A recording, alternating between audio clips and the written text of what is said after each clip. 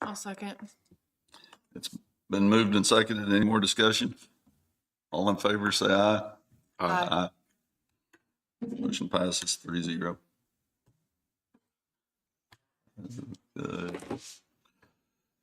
Got the sheriff's report, I guess. You guys got it pulled up.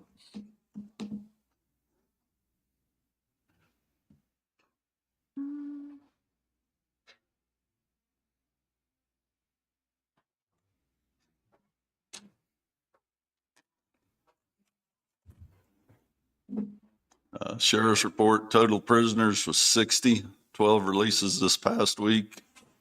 Prisoners in-house, 59, one farmed out.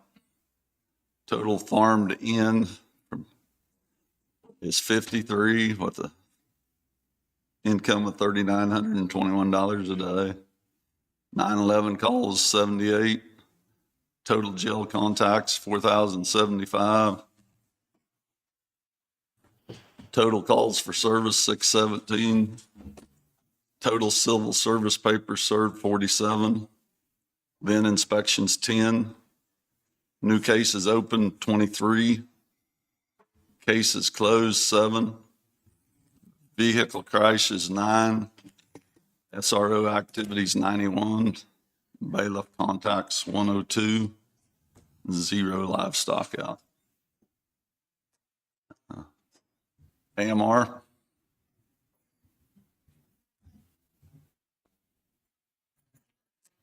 Good morning, Dawn Brooks with AMR. I've got the monthly report for January 1 through the 31st. Blue Mound had 6 calls and 1 transport. Centerville had 14 calls, 4 transports. Lacine had 24 calls, 12 transports.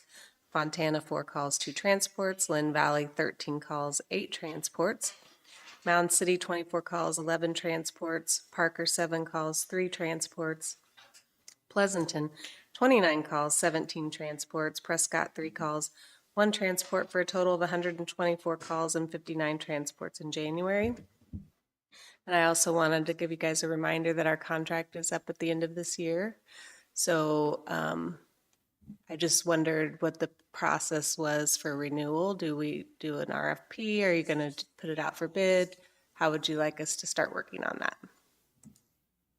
I don't think we've put it out for bid. But we haven't put it out for bid lately. I mean, just the last time we negotiated it Directly with you guys. RFP, and we went from there to see. Okay. We didn't put out for bid until. Okay. I just want notice if we need to get something prepared and what we need to do so we're ready for January 1. I think it renews January 1, 2026. Now, when can we expect that? I mean, as far as you giving us your proposal. Sure. So now that I know that's what you need, I'm going to meet with our business development person for our county agencies and see what the process looks like from our end, and I can bring that to you in the next week or two. Okay.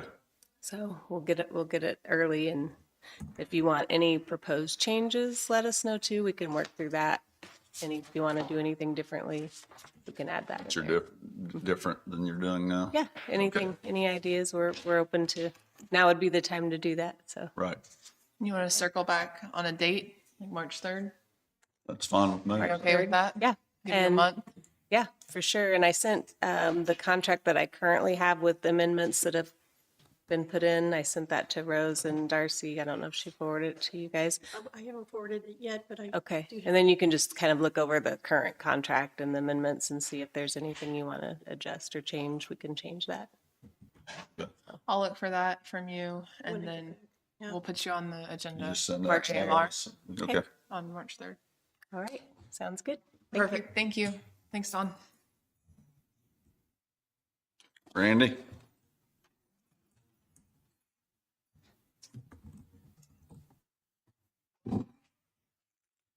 Good morning, Commissioners. Randy Hagwell, Linn County Fire Emergency Management.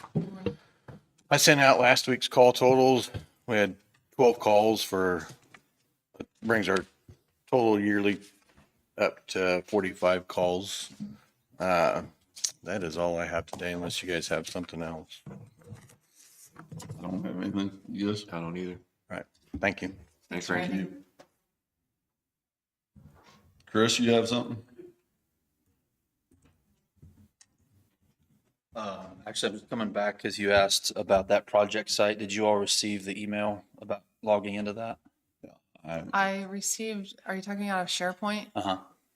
I received a lot of emails that I was granted access. I haven't been able to figure out. So when I'm in, I thought we were making a new drive. So it's in SharePoint, and I'm looking at it, and I go into Public Works, and then there's a folder. Is that what you created for us? Yes. Okay. So, and I worked with Sean Friday to go through just to set, I don't know if anything's actually been officially loaded in there, but that's the framework for Okay. them to load the project stuff in. I haven't done anything with it yet, but I did see the Okay. emails. I feel like it will work. Mhm. It will work for now. Thank you for doing that. That's Sure. a lot of work, I'm sure. So I feel like there was something else you asked. yeah, I think. Hold on. I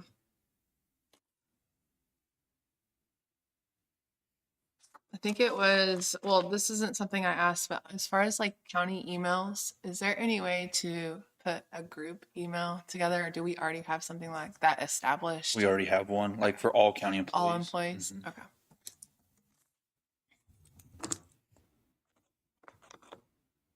Do Do you guys have anything else for him? I don't.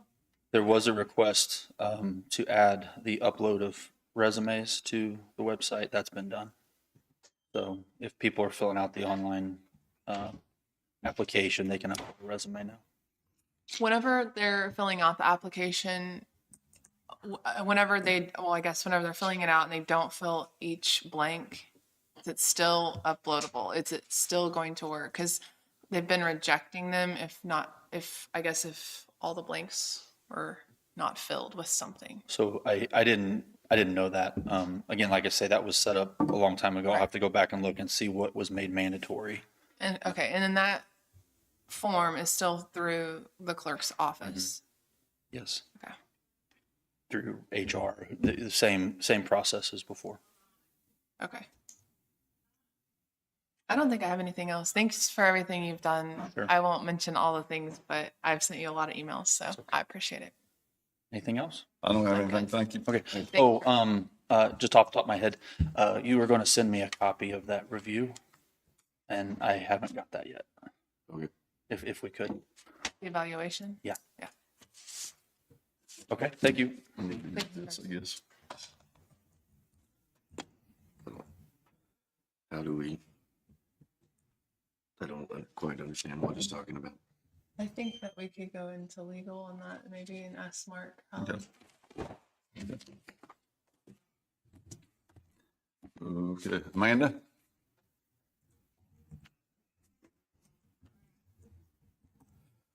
Good morning, Amanda. Good morning. It'll take me just a second to get this. You want to? Okay. Did you get it? up. Oh, let's see.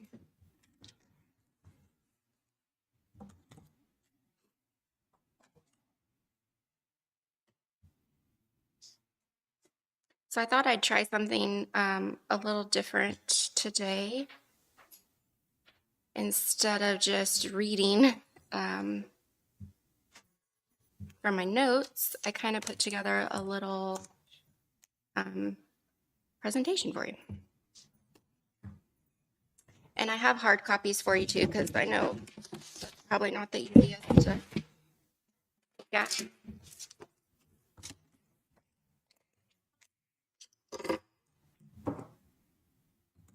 Thank you.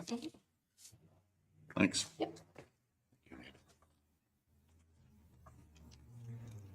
Okay, so Amanda Snyder, Linn County Health Department. This is a recap for January. I pulled some numbers for you for the past 2 years and then current month of January, so you can kind of see where our numbers have been. Definitely up for 2025, but 24 was a little bit lower than 23. So these are our client appointments. These are appointments that we enter into our electronic health record, and then anything that we put a client detail or that we chart on, that's what pulls these reports for us. Some of our January highlights. our nurses conducted an employee biometric screening. They did one here at the annex for employees, and then we offered a walk-in morning at our clinic. We had 24 employees take advantage of this. The biometric screening is a part of the health and wellness program that the county does. By completing or participating in that program, you receive a discount on your health insurance. So we will offer this again in June. Our goal was to offer it twice a year, so employees weren't kind of rushed at the end of the year trying to get that done. So right before open enrollment, we'll offer that again. We also attended the health fair at the Pleasanton Library. And then we held a CPR class for Jayhawk Linn for all of their transportation employees. Our upcoming events, our baby sprinkle is scheduled for Friday, February 14th from 11 to 1 p.m. at our location in Pleasanton. Our agenda for the day, we'll have an introduction to the WIC program and the services that we have. We'll talk about the benefits of breastfeeding, the importance of immunizations and the immunization schedule. I will conduct a safe sleep crib clinic, which is a demonstration on safe sleep, the do's and don'ts of that. And then I'll also do a car seat installation demonstration and then install any car seats that people may have or check any car seats that they may have already previously installed. We'll then have some refreshments and then our vendor booths will be open. So we'll have vendor booths for WIC, breastfeeding, immunizations, safe sleep, car seats, our Becoming a Mom class, dental care, and chiropractic care.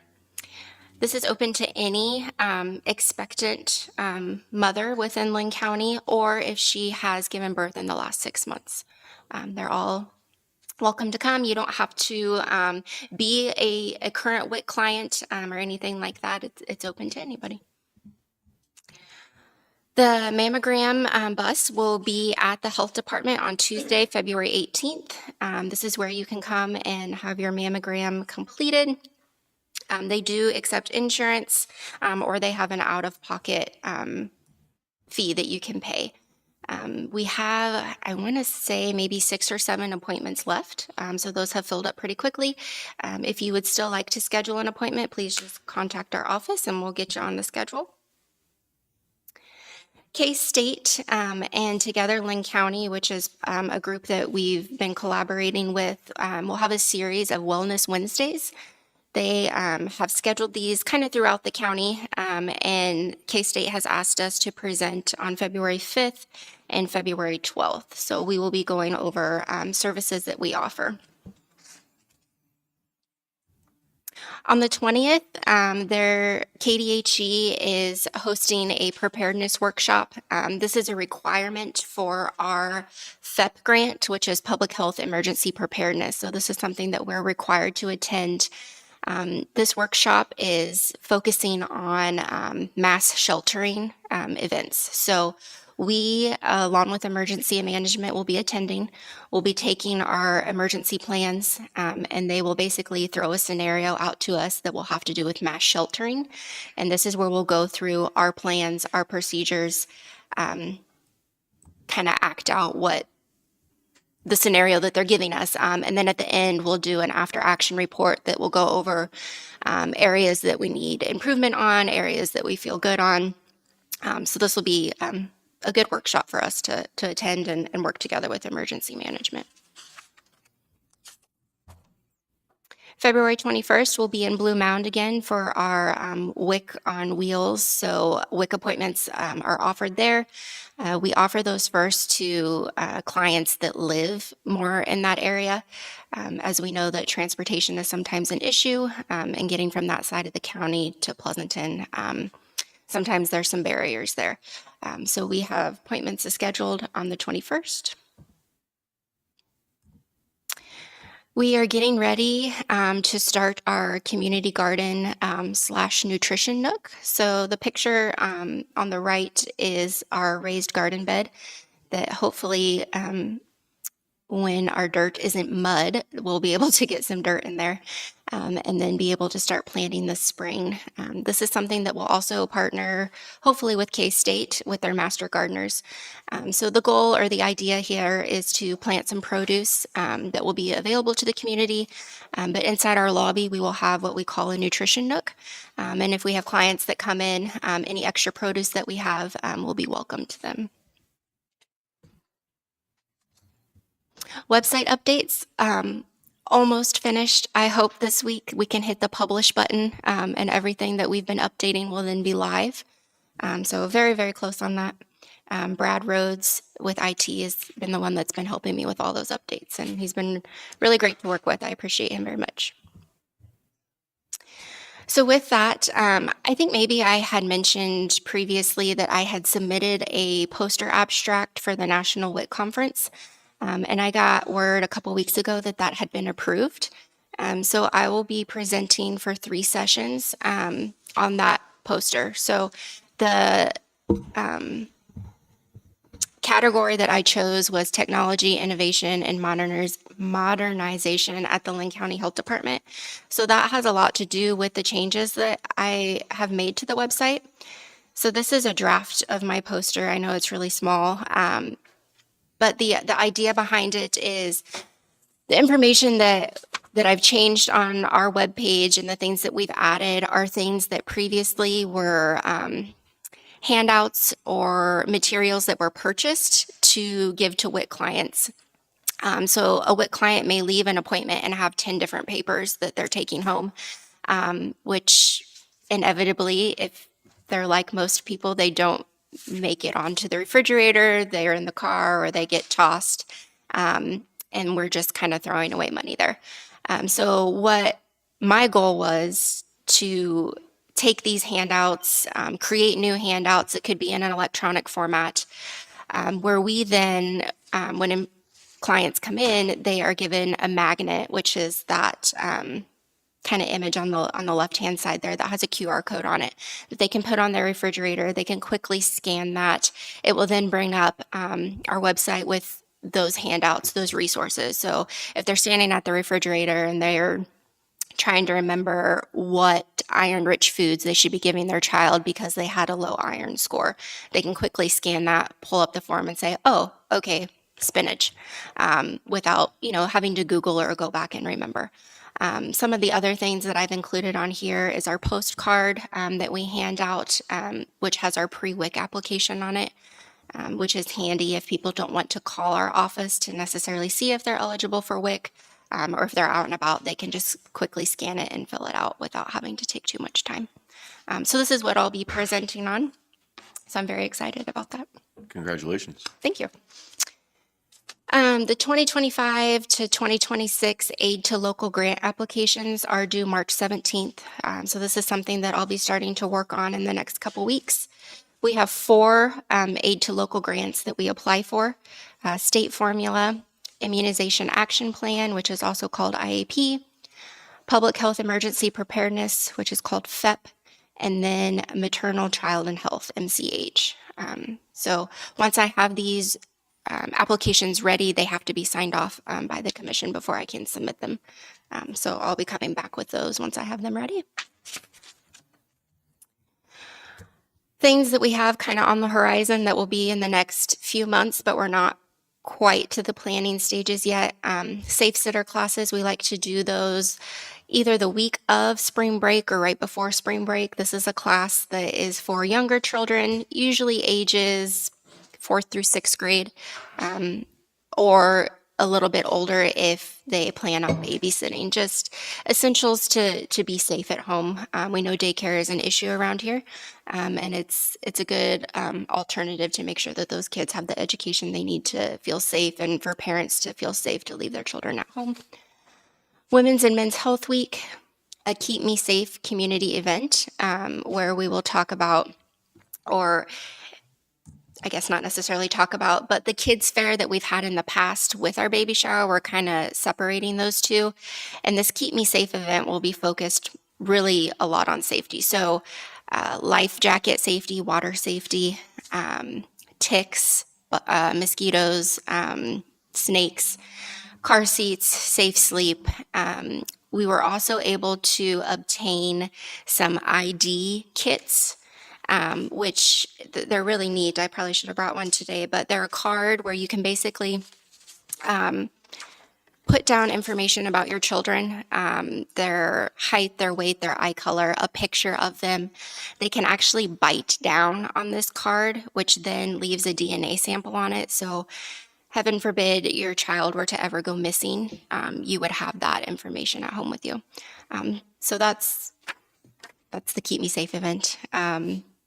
We're continuing or working on our Alzheimer's education and support events for seniors.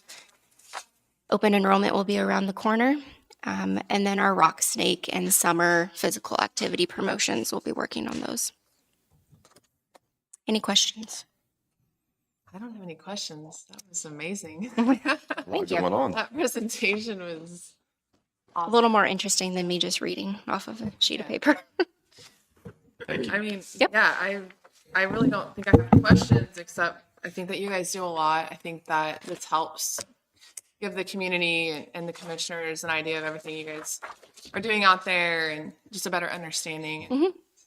Yep. Yeah, it was great. Thank you. Yep. And I just like to reiterate that everything that we do at the health department, it's not necessarily income based. It's not, you have to, be approved for a certain program. The services that we offer are for every citizen of Linn County. So I don't ever want anyone to feel like, oh, I can't go there because I don't qualify for this or I don't qualify for that.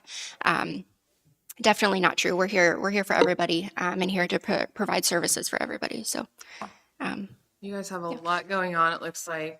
You're sticking pretty busy. I'll put you, so on the agenda, the first Monday of the month, is that what you usually normally? That's what we're Okay. going to do. yeah, I like to just be able to give you fresh numbers. So that's why I like the like first.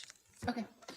We'll try to make sure it's on the agenda next time. Okay. Oh, I did need, I don't know if it's possible to do it today, like 5 minutes of legal. And if we have to schedule that for another time, that's perfectly fine. We Are you can't guys okay? have to wait till, Mark's here? yeah, and we've kind of got him tied up today. I mean, Okay. wait, I mean, unless you I want to don't wait till that later. I mean, that's, Yeah. Is there another day? Like, Like next Monday? yeah. Or, I'll be gone you Oh, yeah. next Monday. okay. So the want to plan it for the next the month? 7th, Wait. the 18th, the Tuesday, the 18th. Wanna do that? Is that okay? Tuesday date. Is That's that fine. soon enough? Mm-hmm. Yeah.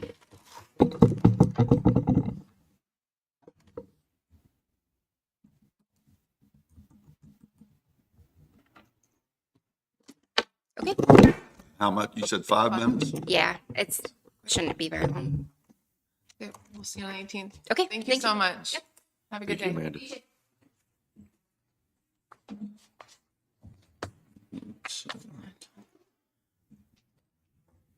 Sheriff, Is he's gonna come in first. Chastity coming I don't know, but Sheriff Eggs is here. in? Sheriff Akes?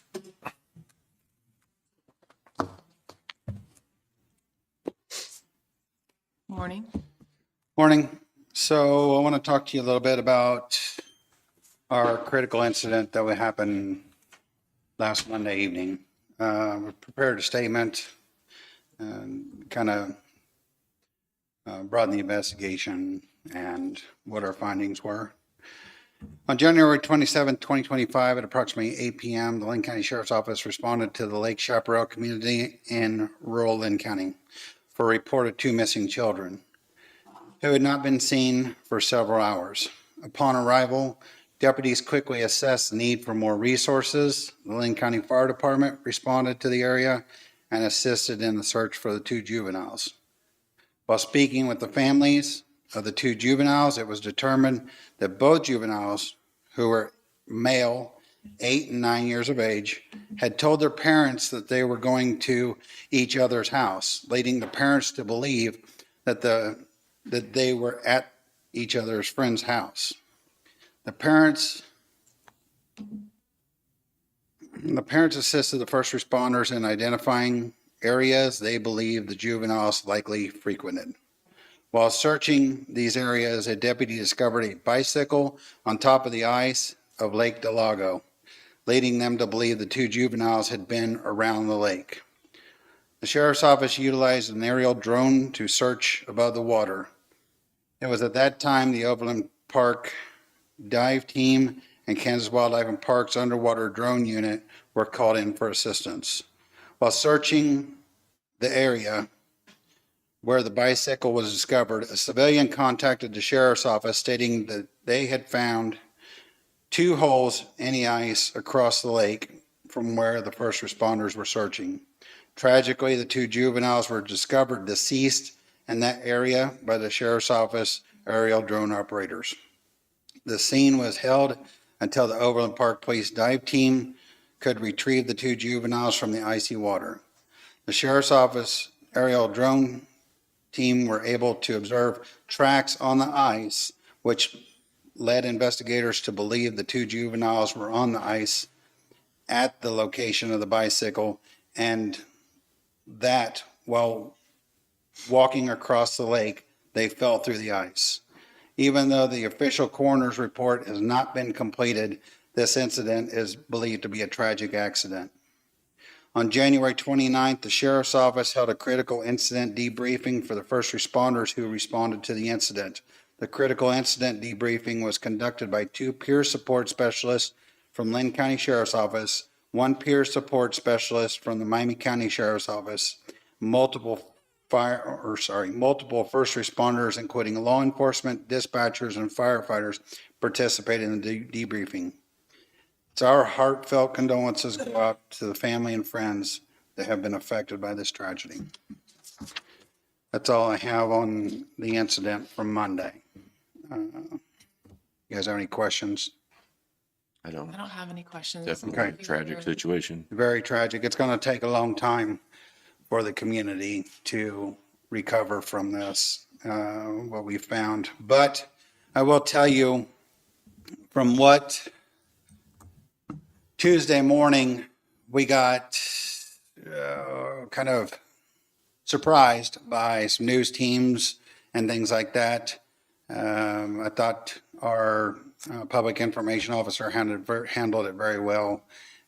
Also, every county around us reached out, asked if we needed anything. They told us that they're there for us. Not only that, is other counties' dispatch units reached out, asked if we needed coverage, asked if we needed help. The emergency management from other counties, it was just unbelievable, the outpouring of support that we had surrounding our county. It was pretty unbelievable. With that said, I have a couple things. We did meet on the Enterprise. We talked to him. I believe that we've got some understandings that which way we want to move forward. My biggest thing is, and this is where I'm reserved, is having everything out on the table and no surprises. I don't want any surprises. I don't want any, secret costs and anything else like that. And we're going to lay it out there and go all the way through it, because I don't want any surcharges or anything else like that. I just don't want anything to come up and bite us and say, well, you did a great job, but there was a scratch, or, there's a tear in the seat or something like that. I want this, completely out in the open. And if that's what it is, that's what it is. If they say, hey, there's going to be a conditions clause or anything else like that, okay, I want the conditions clause. I want to know what the condition clause is, and so we're working on that.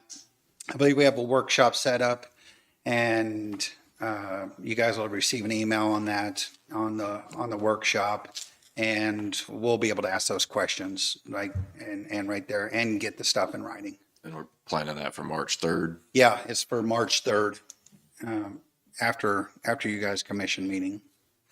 Is that And in so right here it says February 10th. Right, so That's we're changing to March 3rd. correct. correct, sorry. And that's when we'll know the figures. So in order for us to get a larger discount in the program, they want public works and they want the public works vehicles. And that was one thing that we were going to have to talk about today is Yes, and do we want to have Sean provide our vehicle list? yeah, and it's For been public works, so they can VIN work numbers that in. and mileage is what they're looking for. What is our requirements? Our requirements 3/4 ton, our requirements half ton, you know, and you know, I did it right there with Ken on the Zoom meeting. I went through our list right there and said, this is what we have, this is what we need. And, you know, he presented other alternatives and I said, you know, that's acceptable or that's not acceptable. So, you know, it was pretty simple, lasted 15 minutes and he had it done and he enters all that information in the computer and then he'll have the workshop set up. So if we had Sean kind of present a vehicle list with VIN numbers and mileage and his requirements of what he needs, they can have that ready at the workshop. And then we can make a decision, you know, is this beneficial to us? Is this, you know, is it beneficial only to the sheriff's office or is it beneficial to the public works and not the sheriff's office? I mean, that's the way we're going to go down that road. Does anybody know how many half-ton, three-quarter-ton pickups we have off? Not offhand, but we have provided this list before, and went through this process with the. 2 or 3 years ago, or It's about 2 years ago. And it was decided that in the end that we weren't going to participate, so. I remember that. I mean, we did that one. Right. But if But I don't know if you it's guys- something you want us to do now, We'll look at it. We can look at it. I don't It know. was something that the salesperson was pushing for. And, you know, I thought it was something that we needed to talk about before just assigning it to Sean. Well, I understand that, and I'll let you guys do that. I got one more thing. Oh, sorry. Are you done? Yeah. I got one more thing here. We looked at the issue with the jury room over at District Court. Mhm. So inside there, they definitely have a problem. I mean, we can hear the jury can hear the judge, and vice versa. After evaluating what the issue was, I can see clearly that the issue, one, is the ceiling tiles. The ceiling tiles are a cheap plastic, and they're not absorbing any sound. We looked at ceiling tiles, the different ceiling tile, and we looked at a sound deadening insulation that goes on top of it. And that will solve that part of it. The other problem that I had was the acoustics.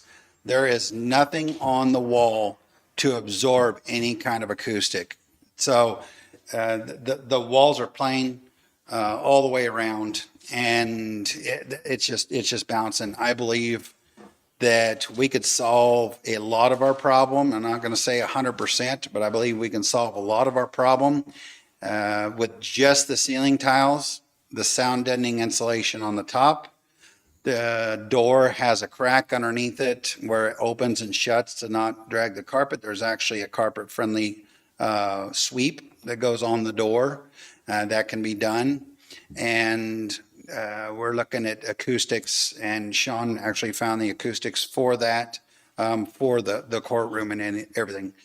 We're going to do a sound test. This is what I consider minimal cost with our labor. Public Works or the maintenance guys and our labor. I think that we can get this done at a very minimal cost.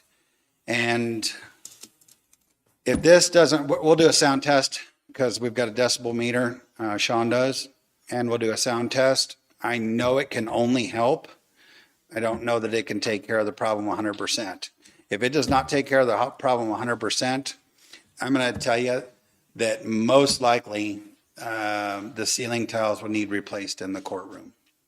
In the Because of the courtroom as same, well.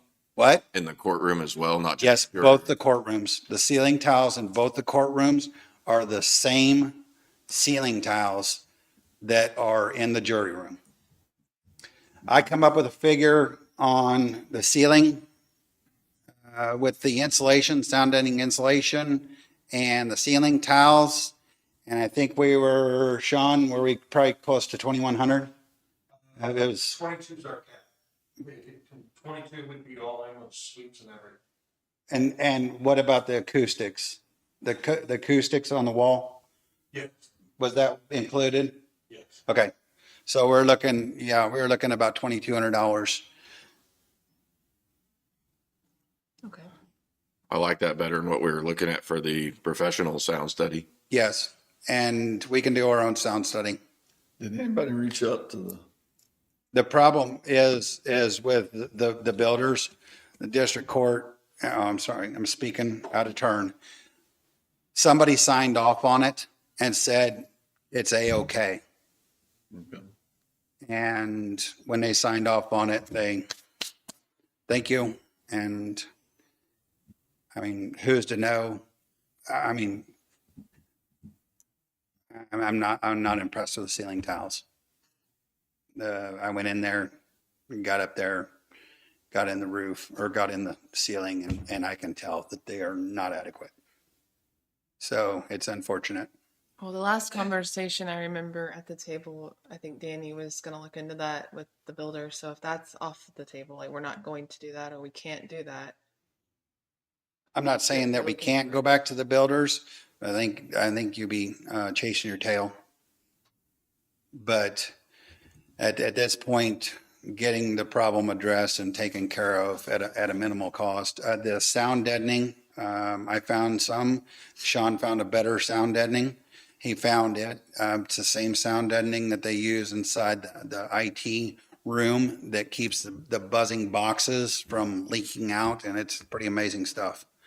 And it did not increase our cost, but about $300 to go with a 100% soundproofing. So So you're talking a ceiling tile in the jury room? I'm talking ceiling tile in the jury room, the sweeps on both doors, and the acoustics on the walls. On the one wall in the courtroom, or? It was the back wall on the courtroom, correct? It'd be the back walls on the courtroom Uh-huh. with large panels and I believe three panels in the jury room. Mm-hmm. But the panels in the jury room are gonna be like 48 by 48. They'll be half of what's out in the. We're matching. courtroom. We're matching a design that would be the same as the carpet. We're matching a design, so it would go right along with the decor inside the courtroom. But right now, it's bouncing off of each other. We can go in there and do an echo test and see that it's inadequate. So that's what we've been working on here just recently. And what was Any it? thoughts? Do you remember what the company that was? 4,900 for just the for just the test, not fixing anything. I think That's what I remember. You're right. microphone. After this, if it still has issues, the only thing we can do is, like Sheriff said, deal with the ceiling panels and the sound deadening in the two courtrooms. Mm-hmm. You're talking about panels on the walls in both of them, sweeps under the doors on it. But the only thing we're not addressing that we could improve later that may bring it up closer to your cost of the study would be sound deadening in the ceilings. Right. And But I mean, I think the other the one key was just a point study. was that was just the study. That wasn't fixing the problem. right. Whereas you're laying out $2,200 to possibly fix the problem. I believe it will make a great change in there just by fixing the jury room. District court on board with your proposal? We're working on that. You guys got it first. We do have to talk to Judge Harth. That's on Wednesday. Okay. Okay. And we kind of got the cart ahead of the horse, but I want to let you guys know what we were working on because Sean, he's been working on it too. You want to come back next week and present what Judge Harth says, and if you guys are in agreement, then we make a decision Correct. forward? Okay. Correct. Yes? I'm good with that. Good to me, James. What we planned on doing was putting a radio in and putting the radio in at a normal voice, measure the decibels inside and then measure the decibels outside and then turn the radio up and measure it as we go up. Right now, we can clearly see what our decibels are without the insulation. So we'll be able to report that back to you of what our findings are once we get this done. Okay. Okay? Okay. Okay, that sounds good. Thank you. We'll see you next week. You want to do Jesse first? Or? It don't matter. Jesse's got Jesse. stuff, and he can help me with some other stuff. Jesse. Thanks, James.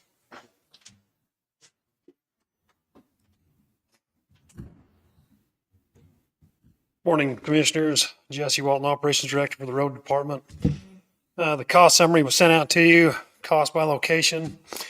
We have 999 of the roads of 1275 that are 79% completed. Service requests as beginning of the year to current, 559 total. Received, 504 closed, 55 are currently open. Service requests received this week were 3 and 3 are open. They're being worked on. Mound City, most of the graders were out this week, working roads this last week. We started ditching on Ingram. Got a little bit of weather, had to shut down because we were getting pretty muddy, tearing other things up.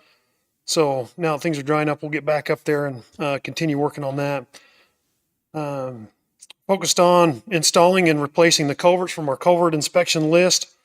We have Will that is training some of our other operators on the excavator so we can have more individuals learning how to run that and get them some experience in there. We got some more locates out for further ditching projects. Craig worked on the foreman's truck here in the south shop.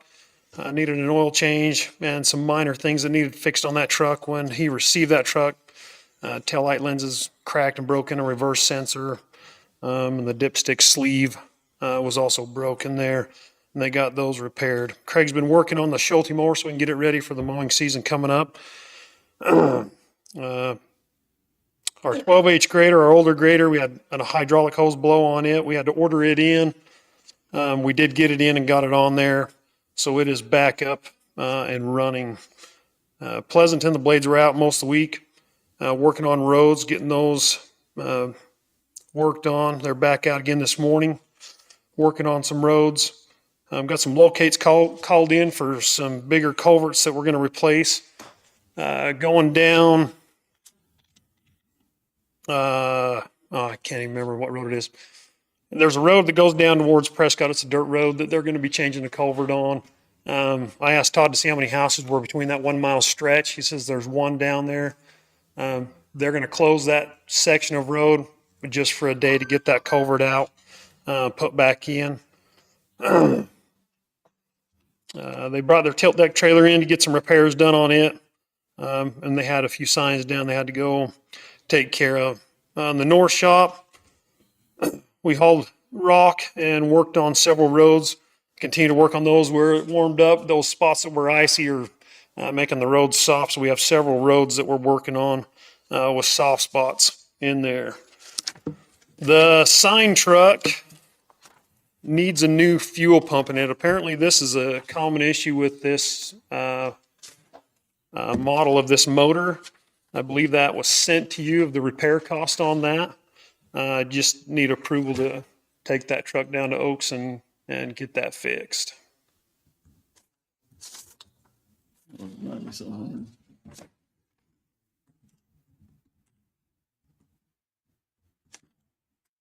Yeah, almost 96, 95, 82, 19. Yes.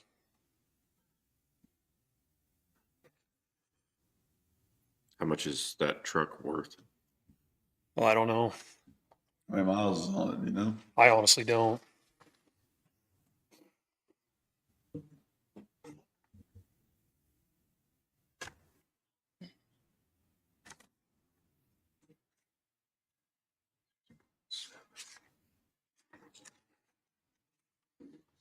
Sounds like a lot of money to me. Pardon me? That sounds like a lot of money to me. That's a lot of money. What, is it not running at all or what? Just- So what happens, I guess, is on this make a fuel pump on that series of motors, that pump just shells itself out and starts running metal down through the fuel line. So when Craig was doing a service on that truck, he pulled that fuel filter off and found a bunch of metal shavings in there. As he did research on that, that's one thing that is very common with that year and make of that Diesel? truck. Yes, sir. Do we take everything to Fort Oaks Ford for? For warranty work and mechanical work. That way we've got their stamp of approval when they're done on it.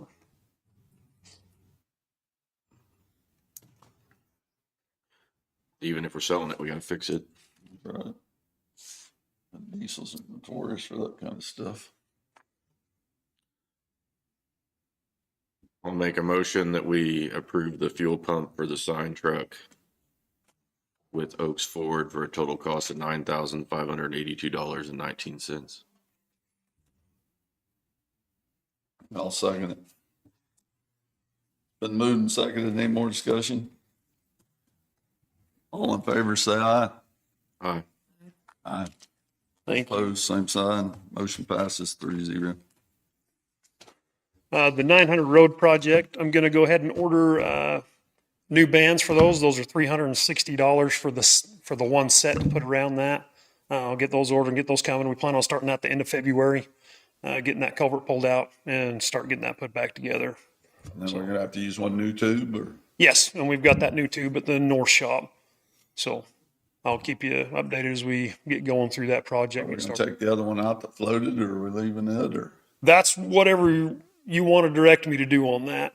If you want me to see if we can roll it over and get it back down to grade with the ditch, we can sure give it a good try. How much time do you think will Will take be, to do? will be an extra day doing that. Extra day to Yes, put it the way it should be? Yes, sir. For how many people?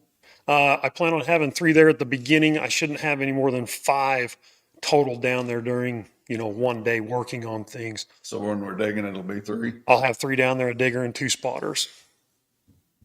I think we ought to put a bucket right way if we do it, don't you? I'm fine with that. I do too. I mean, if we're gonna do it, I think we need to do it right. I agree. So we can plan on that. So How long total do you think it'll take? I think we'll be a week if weather holds and things go well. I imagine right at a week, maybe a week and a half the most. We'll have to rent that compactor plate for the excavator again, and I imagine we'll keep it for quite a few days, doing lifts through there and compacting that in there, working back and forth. Okay. Okay. So, you got anything else for me? I'm good. I don't. Okay. Thank you, Jesse. Thank you, Jesse.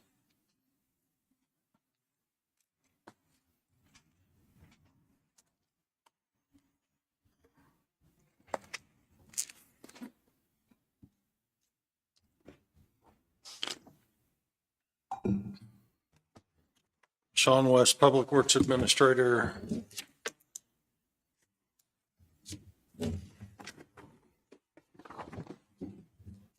You'll see I sent out copies of the Park Lagoon permit. It in Centerville have been updated. Mowing and dust control RFPs have gone out. Should be published the first and third week in February. The only thing that will change about this is our dealings with the city of Parker on the Parker Senior Center. Depending on how that goes, I may have to adjust that. I don't know at this time. I've been working with Mark on it, but it's a guess as to where that's going to land and how I'm going to have to readjust it to get it in. Interviews for planning and zoning have been set up, start at 11 every 20 minutes. Gives you 15 minutes to do it, 5 minutes to work it through and pull in the next candidate. And the last candidate at noon is a phone interview who was unable, because of the short notice, to be here in person, but you have met that person prior to in another interview. You should have everything on the desk, including my phone, to make that phone interview possible. If you need anything, let me know. Landfill. 953C loader is down and needs replaced according to our maintenance personnel. The bottom end's out of it. The adjustment on one side for the track is unable to be adjusted anymore. And the lower end of it needs to be replaced. This loader originally was purchased in 14 at the cost of $95,000. Its primary duty is to cover C&D at the landfill, and it is used extensively for that purpose. So it is put through the mills. I would not recommend purchasing a new loader for this. Jesse and I spoke. He's thinking a similar loader used with a trash blade or attachment on the front that is pretty typical for these type of operations. I believe it's curled in on the ends, would be appropriate for this. And if we could go out to look for that and we're able to find something close and nearby, I would send the mechanics out to look at it, then come back to you and ask you and tell you what we found to replace it. But this is something we will have to replace pretty quickly. When do you need an answer? As soon as pretty much I need your permission to go out and look for something and bring it back to you to ask for an answer as soon as possible. We have the money in equipment reserve for the landfill. Yes. What price are you thinking? I don't know. You just say, yeah, go look for one and see where we're gonna be at. If you wanna give me a cap, what you don't wanna go over, we can do that. I don't really have a figure. I mean, I don't have a figure either. I would think more over the hours and the quality the machine would how dictate. many hours is on this one? I cannot give you the exact hours on it as of today. That's the one thing I don't have with me. But I would think, like I said, the hours and the quality and care of the machine that the mechanics look over is going to dictate what we'd be willing to do for it. We purchased that one in 14 and we've pretty much got a decade out of it for its use. So at 95, you're looking less than 10 a year for that piece of machinery, and it gets abused pretty bad out there. So I also, if you agree for me to go look for those, I also need to go bid 3 roll-off trucks. Jesse, I'll tell you, we have had a pretty long week pulling trucks in and trying to keep them running for the landfill. I do not recommend purchasing used on these items. Warranted items is what we should be looking for, bidding on them. And these are the ones that we're gonna spend ARPA money on.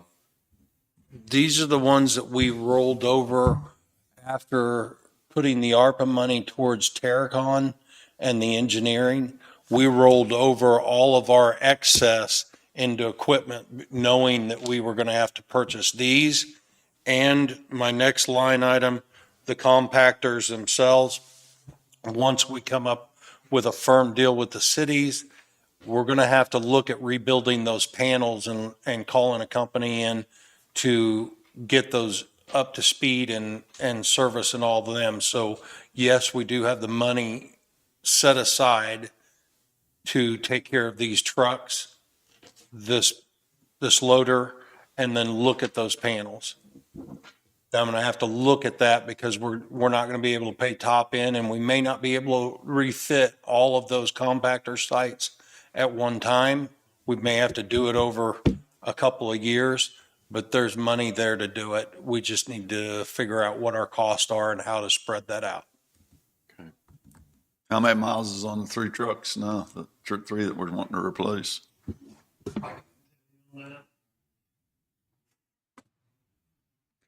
I know we've got,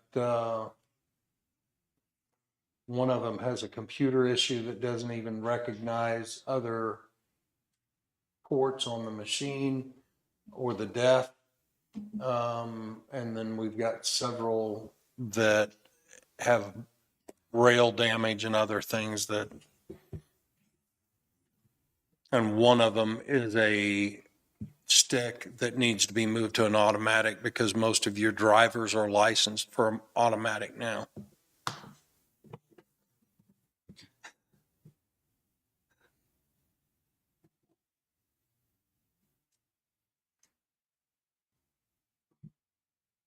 What do you guys think? Have them get some bids and get us the rest of the information.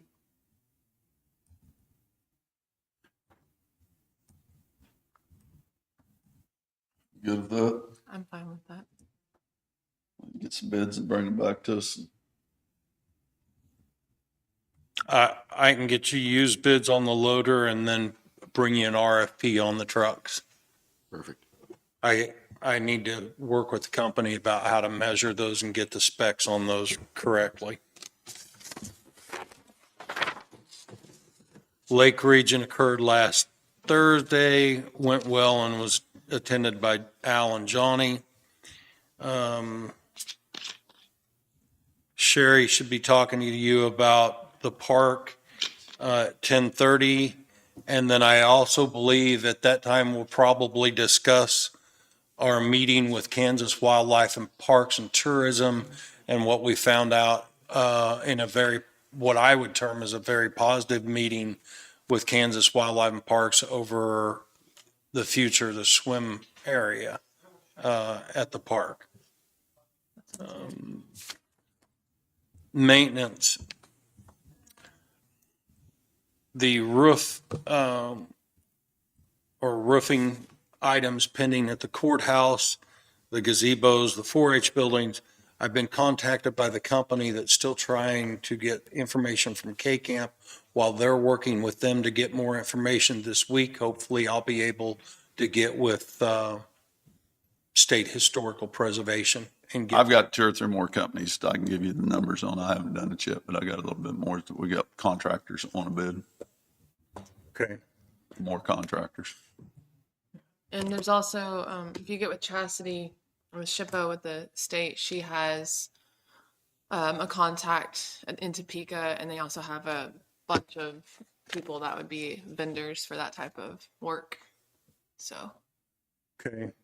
If we develop a new list of vendors, are we wanting to put out a new RFP and start from scratch and have? Yeah, on this, I do on this roof, because last time we didn't get anybody, right?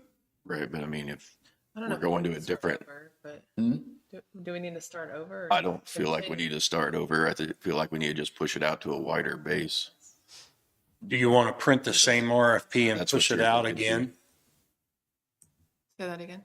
Do you want to print the same RFP and push it out again? Let's start there. The only thing I could do is contact K-Camp and see if there's anything about the RFP that I'm not Okay. familiar with or that we can do better in order to get more bids. On the floor and underneath David's desk, I talked to Randy, and Randy looked at it and said, $100 to fix that. And he'll fix it.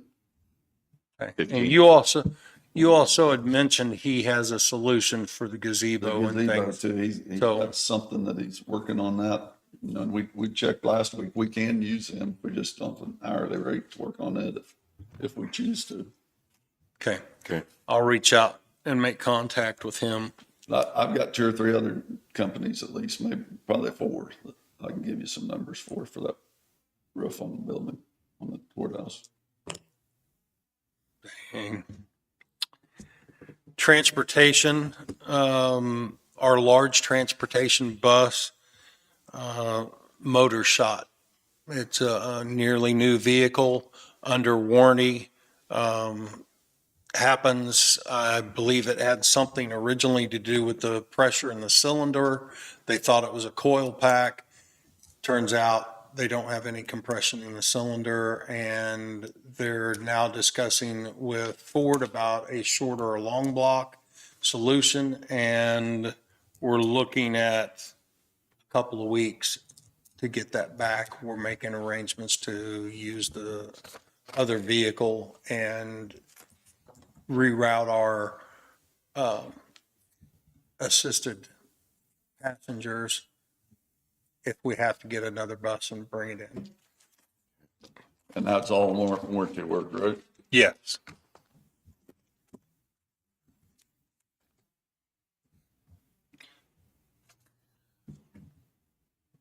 The only other things I shipped out to you, Sheriff talked to you about soundproofing. Baskerville, if you recall, that was after the 900 project.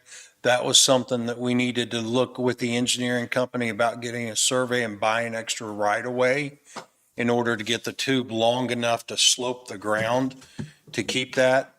But with the discussions that occurred around that time about the 900 road, do you want me to reach back out to the engineering firm and see if they are still willing to get a survey team? Or would you prefer me contract that survey team myself? I would like to see that put in a project folder so I know what was going on in the past. What Chris had just set up. You know what I'm talking about? I can put the items that we have from that in there. Okay. And I don't think this is something that we have to deal with immediately or make a decision on, but it's probably something in the next week or two that I'd come back to you after you looked at it and say, hey, which direction do you want me to go? Do you want me to reach out to the engineering firm and see if they're still willing to set this up? Or do you want me to go out and get a survey team started on this? I'd like to see it all in a folder and I can read over it and then make a decision in 2 weeks. It's fine. Give us a couple weeks whenever you'd be back or whatever. All right. Okay. So the 24th. 17th or 18th. Well, you're still going to be gone that day? Or you'll be back? I'm gonna be gone the 24th as well. Oh, sorry. The 18th. You're gone to, Sorry. I thought you were gone the next two. No, So not two in a 18th. row. Come back with that one on the what 18th. are you gone, The 10th and the 24th of February? are the two that I'll be missing. Okay. The only thing else I have for you, you were sent in your packets was a request for final grant payment that you may want to take up with legal. The quick home. Yes. I saw that. We never did get our paperwork, did we? That we requested? No. I believe the question was posed, give us a full listing of sections that were out of compliance, and I believe the answer we got was everything's in compliance unless you find something that isn't. You tell us what's not in compliance, is I believe the answer roughly that we got. And now we're being requested to fulfill the final agreement. So I would highly encourage you to take this to legal and see where we go next on it. Okay. Are there any documents that you could put in a folder for quick home? It's going to be permits and emails that went back and forth, these answers. But yes, I can build a document folder for this. I'd like to see that and Would too. make a folder for that and come back. We'll have an answer on the 18th. We're gonna do legal on the 18th. How's that? One quick. 18th. What do you mean? Okay, that's all I had for you this morning, Yeah. unless we have anything I else just for have the something park. really quick. I know we need to keep moving on, but the KDHE Zoom, do you have that set up? I have a meeting at City Council tonight. I just want to make sure we're gonna have a Zoom regarding permitting and invite the city. They have not reached out to me. I have to reach out to them this week because they have not given me an answer or reached back out to me. Okay, So I will be reaching out to them today or tomorrow, as soon as I'm available to to find out where they're at. Okay, can you just shoot me an email this week if possible? I need a date if you can get one for Zoom. That's all I have. Thank you, Sean. Thanks, Sean. Thanks, Sean. Have a good day. We'll open up for public comment. If anybody has any public comment, You're on the agenda. you're on the agenda, I think. Yeah, we'll get you right after our Lego, but I think you're on the agenda, Jan. We've got you there at 10:20. We're going to be a little late, but I just want to do public comment if anybody's has anything. So we'll close public comment.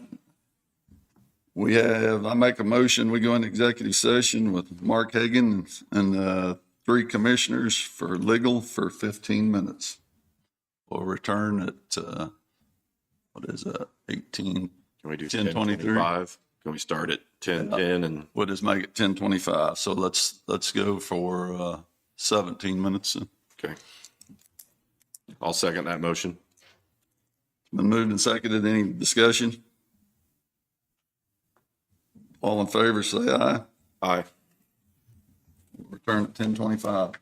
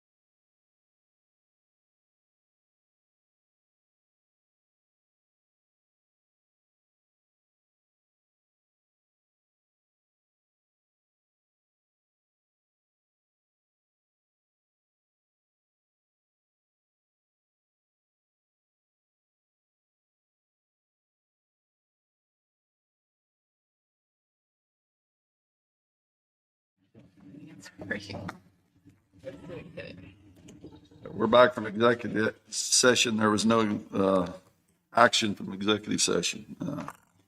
Jan Longnecker, would you like to come ahead and state your name and what you're here for? I'm Jan Longenecker. I live on 1600 Road, east of 1077. I wrote this down. I'm old and misspeak a lot, so I wrote down what I'm going to say. I'm here today to represent not only my family, but a group of landowners from the neighborhood. We want to bring to your attention what we believe to be an egregious violation of both county zoning and subdivision regulations. Several months ago, my neighbors and I appeared before the Planning and Zoning Board to voice our objections to a 10-home subdivision planned on 40 acres zoned agriculture at Giroux and 1700 Road. Former Commissioner Mike Page of Parker, doing business as M&M Adventures, was the developer. The board, in one of their meetings, voted 7-1 to reject the preliminary plat that was before them. Our group then left the meeting, and zoning director Darren Wilson convinced the board that they had erred because we were just stating opinion and he needed facts. They then voted to approve the preliminary plat. Subsequently, that plat was withdrawn, or that plan was withdrawn. And perhaps it was because Mr. Page saw that there was going to be continued objection to the plan, and he faced an uphill battle for approval. A new plan was conceived by Page, Darren Wilson, working together, which would potentially eliminate the need to seek approval from both the appointed Planning and Zoning Board and the elected Board of Commissioners. The plan used the minor plat administrative approval process found in Article 6 of the Linn County subdivision regulations. Initially, a 20-acre subdivision consisting of 5 houses was proposed. And yes, it's changed somewhat over time. It's the same issue today as it was then. Darren Wilson, as zoning administrator, then approved the project, and at the end of September, the minor plat was filed with the Linn County Register of Deeds. The minor plat, even though approved, is no closer to meeting the criteria necessary for approval than was the original proposal. I think Mr. Hagan has probably spoken to you about the minor plat, but I want to go through the definition that's found in section 6-201A. A minor plat is defined as a subdivision of land one into no more than 5 lots fronting on an existing road or street. This plan meets that criteria. Not involving any new road or street or extension of public facilities. And I believe the plan meets that qualification. Not including more than 10 acres if a residential plat, no more than 5 acres for any other type of plat, unless the Planning Commission approves a larger acreage. I asked the Planning Commission, and there was no indication they had approved a 20-acre plan, a 12-acre plan. The 10-acre maximum appears to be the maximum. And number 4, not in conflict with the comprehensive plan or any provision in the zoning regulations or any provision in these regulations, meaning the subdivision regulations. I have a 30-minute presentation on what's in the comprehensive plan and the zoning regulations, but Suffice it to say that 10 acres is the minimum for agricultural land tracts in agricultural zoned areas, 10-acre minimum. The comprehensive plan is full of statements about preserving the rural beauty, making sure that new development is close to original development. In the comprehensive plan, it states very clearly that they have planned by laying out those areas that are residential, those areas that are potential countryside designation. Not that there can't in some time in the future be more, but it's clear that the idea is that you plan first. You don't go out in the middle of the county and start slapping residential areas, subdivisions in agriculturally zoned land. And I think it's also clear that the minor plat has a purpose. In those situations where it's a simplistic plan, it's not more than 10 acres, it doesn't require new road building, so it doesn't need your approval for road building, no extension of public utilities. Why not have the zoning director the power to approve that? But it's a given in that situation that the zoning is already acceptable. That's not something that comes down the road or you just ignore. And no one county employee can have the authority to bypass the Planning and Zoning Board and you, the elected officials, and declare that somehow, because he said so, this zoning is acceptable. In reviewing the minor plat filed with the Register of Deeds, I found the notation zoning, current zoning A agricultural district, proposed zoning countryside district. In other words, this was filed by M&M Adventures, Mike Page. They acknowledge themselves that the zoning isn't correct.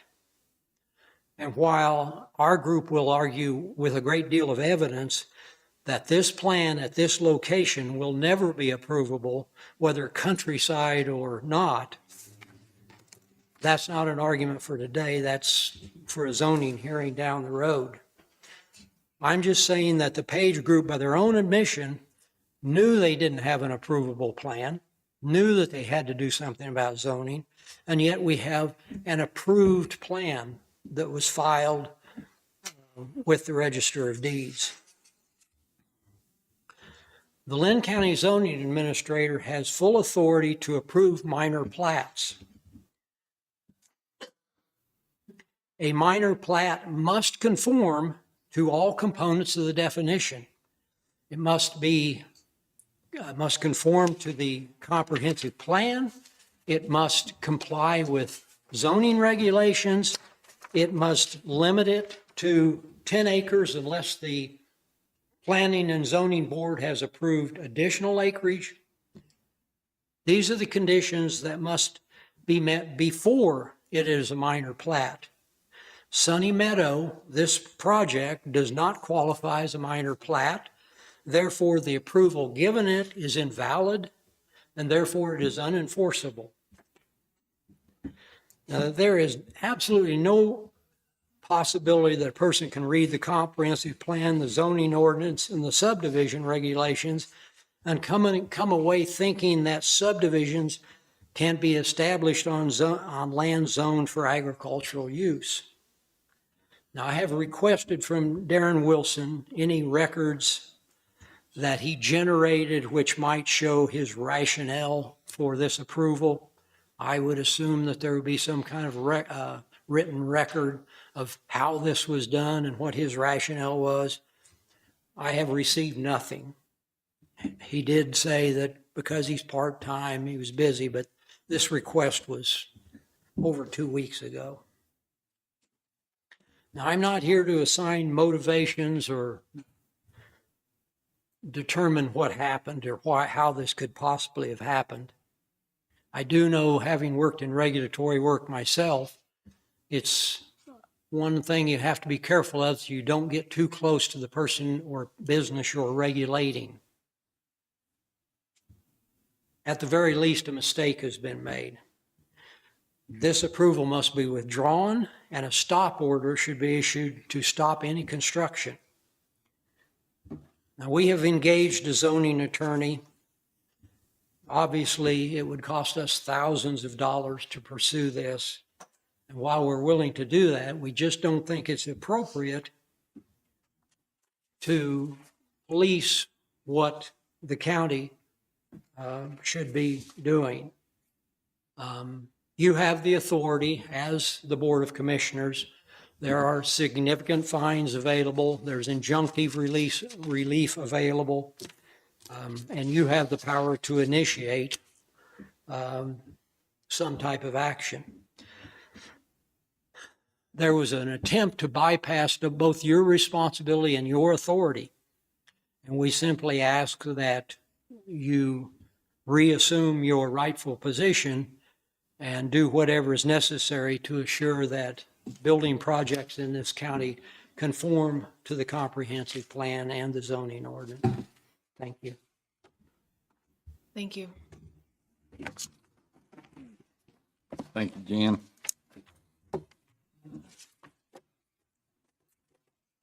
Well, I guess for me personally, I'm sorry that that happened.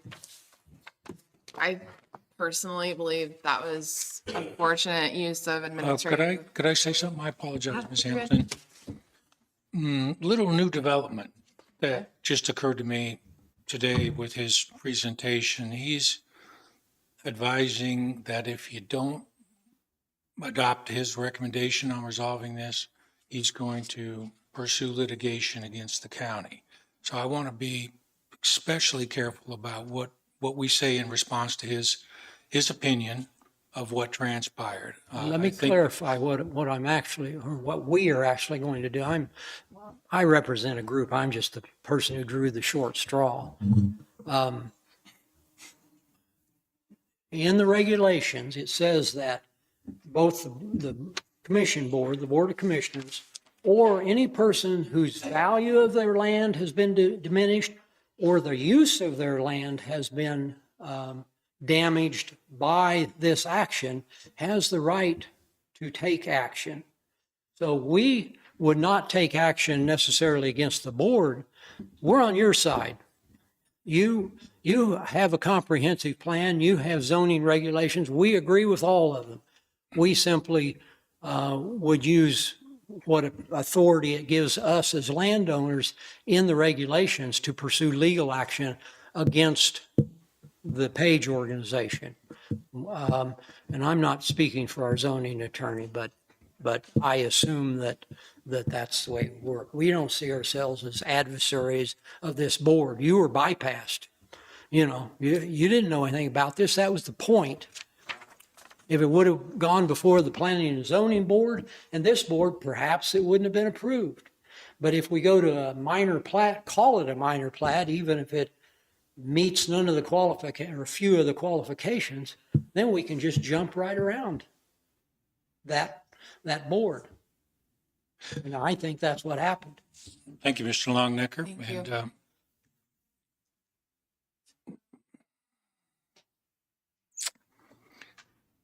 I still maintain that it is in my client, the county's best interest, that we acknowledge receipt of his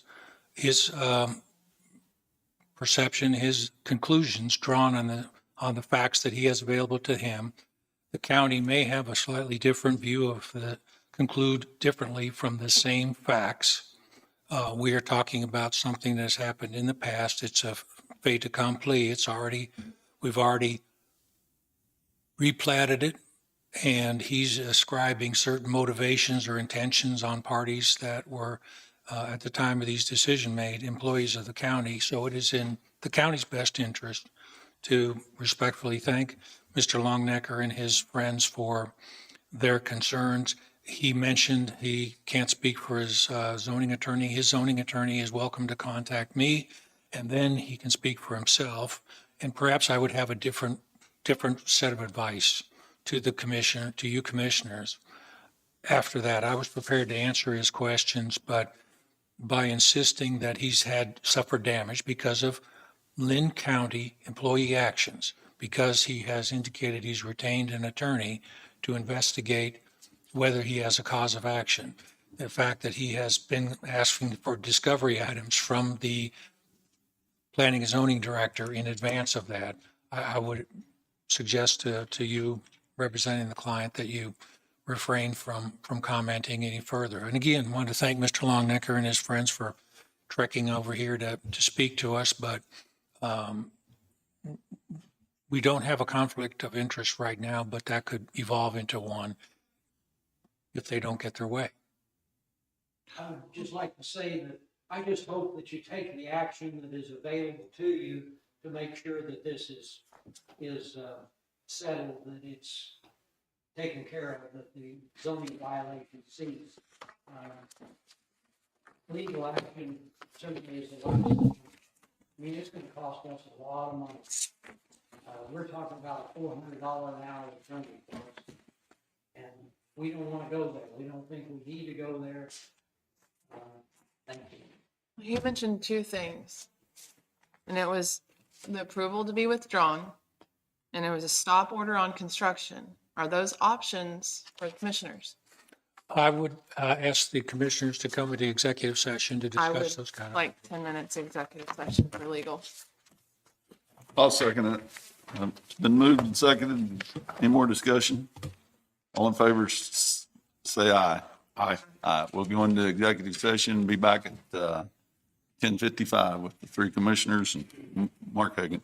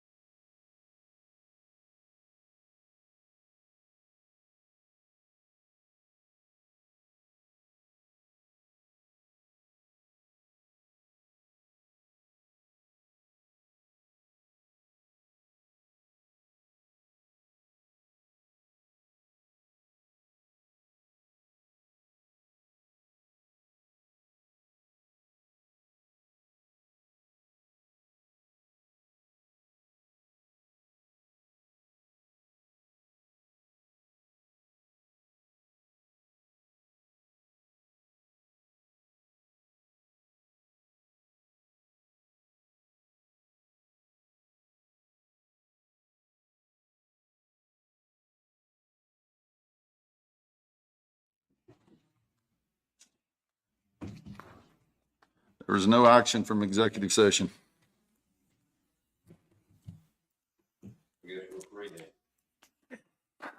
Thank you for coming in. You guys have a good day. I do plan on at some point reaching out and we'll figure something out. So, thank you.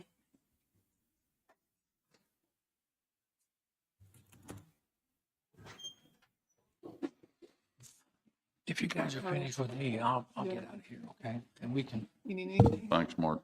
Mark. Max?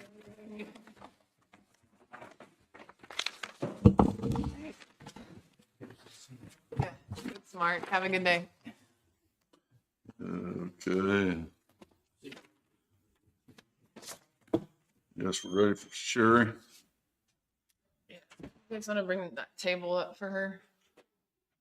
Just pull it here. We started at 11. Yeah, we probably ought to wait and have the interviews and do it afterwards because we only have 5 minutes. So. Yeah, they're every 20 minutes. Interviews. So Is Sherry okay to stay here that long though? Are you sure? Okay.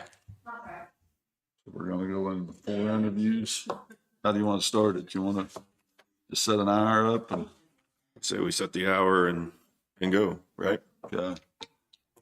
I'll make a motion. We go into executive session for 1 hour for interviews for the planning and zoning administrator. I'll just make it, we'll return at noon. It'll be an hour and 3 minutes. Yes. That's my motion. I'll second it. Been moved and seconded. All in favor, say aye.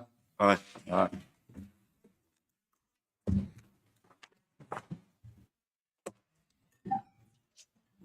All right.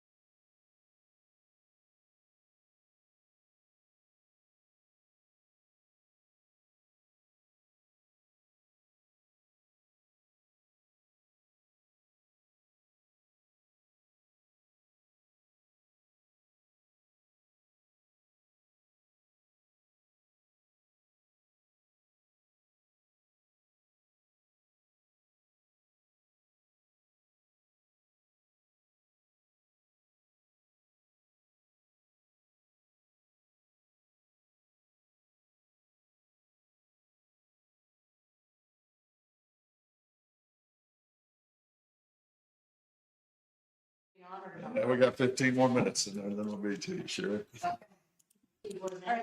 I make a motion to extend executive session for 15 minutes For non-elected personnel. for non-elected personnel. Yes. I'll second it. Thank you. It's been moved and seconded. All in favor, say aye. Aye. Aye.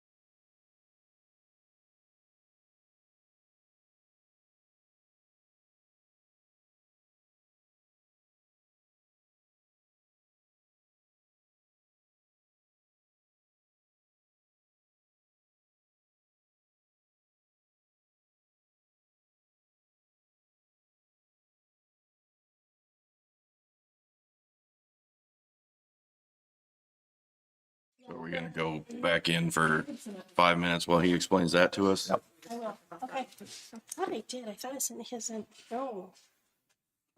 I don't think I. We had no action from executive session. We need to go back in executive session for 5 minutes with Mark Hagan and the 3 commission for legal.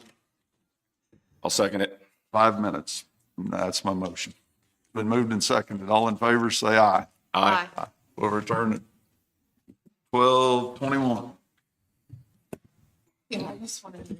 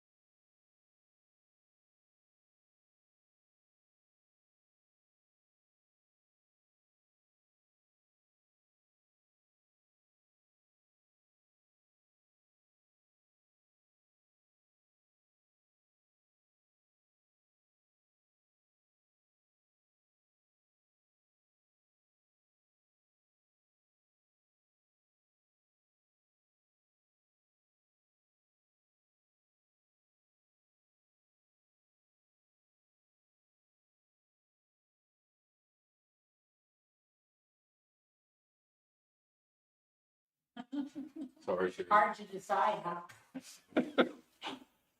Make a motion, we extend executive session for legal for 10 more minutes. I'll second it. It's been moved and seconded. All in favor, say aye. Aye. Aye. 12:32.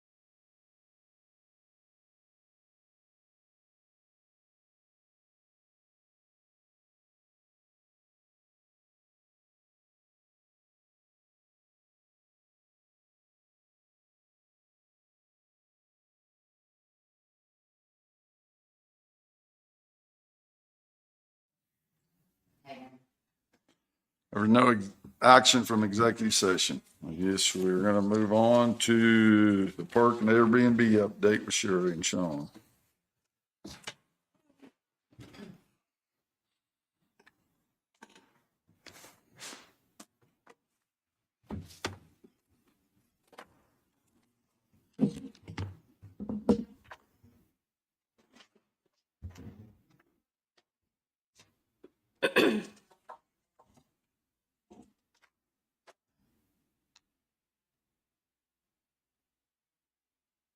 I received all of the documents in SharePoint, so I feel like everything you need to talk about, I have a copy of it. Are you guys good? Yeah. Okay. I am too. Okay. So on consideration of whether we are going to do all 7 cabins Airbnb or not, I sent you a sheet that shows you the total income for 2024 for Airbnb. The Airbnb did 4,200 and basically $4,240 revenue last year, and the other 6 cabins total did $47,155. And if you divide those by 6, each of the 6 cabins averages $7,859 income in a year. And the Airbnb only averages $4,239.79. So the Airbnb cabin is the nicest cabin. It's the newest cabin. It was built, I don't know, probably 12 years ago, maybe longer. Robert would know better than me. It's actually a fairly nice cabin, but the other ones all need new floors, and you would have to tear the old beds out if you don't like the way the beds are, and put real beds in. And anyway, and then buy all the things that we need for them to be lamps, the things that we have in cabin 7, bedding, rugs, silverware, dishes, all that stuff. So I guess I just kind of want your guys' input on whether, I don't mind going to the Airbnb, but again, if we do that, I also have to have more staff and the items I need, the tools I need to be able to run an Airbnb. And I only got 1 bid on the commercial washer and dryer, and that was them installing it, which was about $25,000 for them. And they have 1 household washer and dryer currently. So, but that would be, if you did all 7 Airbnbs, 7 cabins Airbnb, that'd be 28 sets of bedding and towels and dish towels and all those things too. So, could be most of the time in the weekends are full. So it would be that much in the weekend on Monday. We would have 28 loads. Well, 28 divided by 3. We'd probably have, plus the towels. We figured 4 loads per the cabins we're doing now, 4 or 5. And so, multiply that times the other 6. And so you got lots of loads of laundry. Where would you put the new washer and dryer person? Well, they have the guy that I got the bid from on the washer and dryer said they have what's called hard mount and soft mount. Hard mount commercial washers a little bit cheaper, but you have to have 6 inches of concrete to anchor them into. And the soft mount, you don't have to anchor them into anything. And I don't know where we put them because I'd have to see how big they are. If you go with household washers and dryers, then you're going to figure out where you can line them up. Where you can line them up at.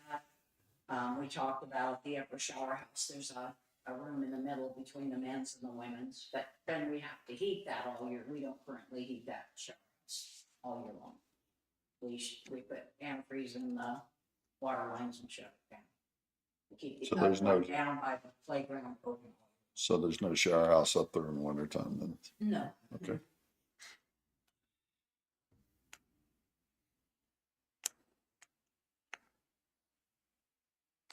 Okay, so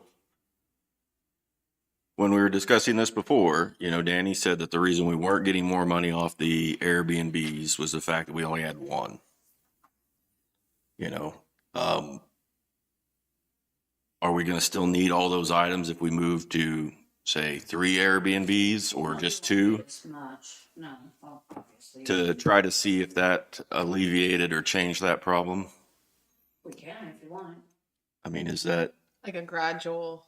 yeah, I want to be able to look at the numbers because I mean, these numbers right here tell me that we're not cutting it with our Airbnb, that we're doing better Do we without have it. 3 cabins that you could use for Airbnb that you feel if we spent the money to update, minimal updates, I mean, the same furniture and things in them?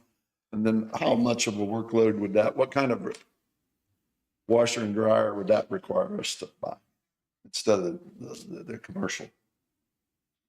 If we went 3. 12.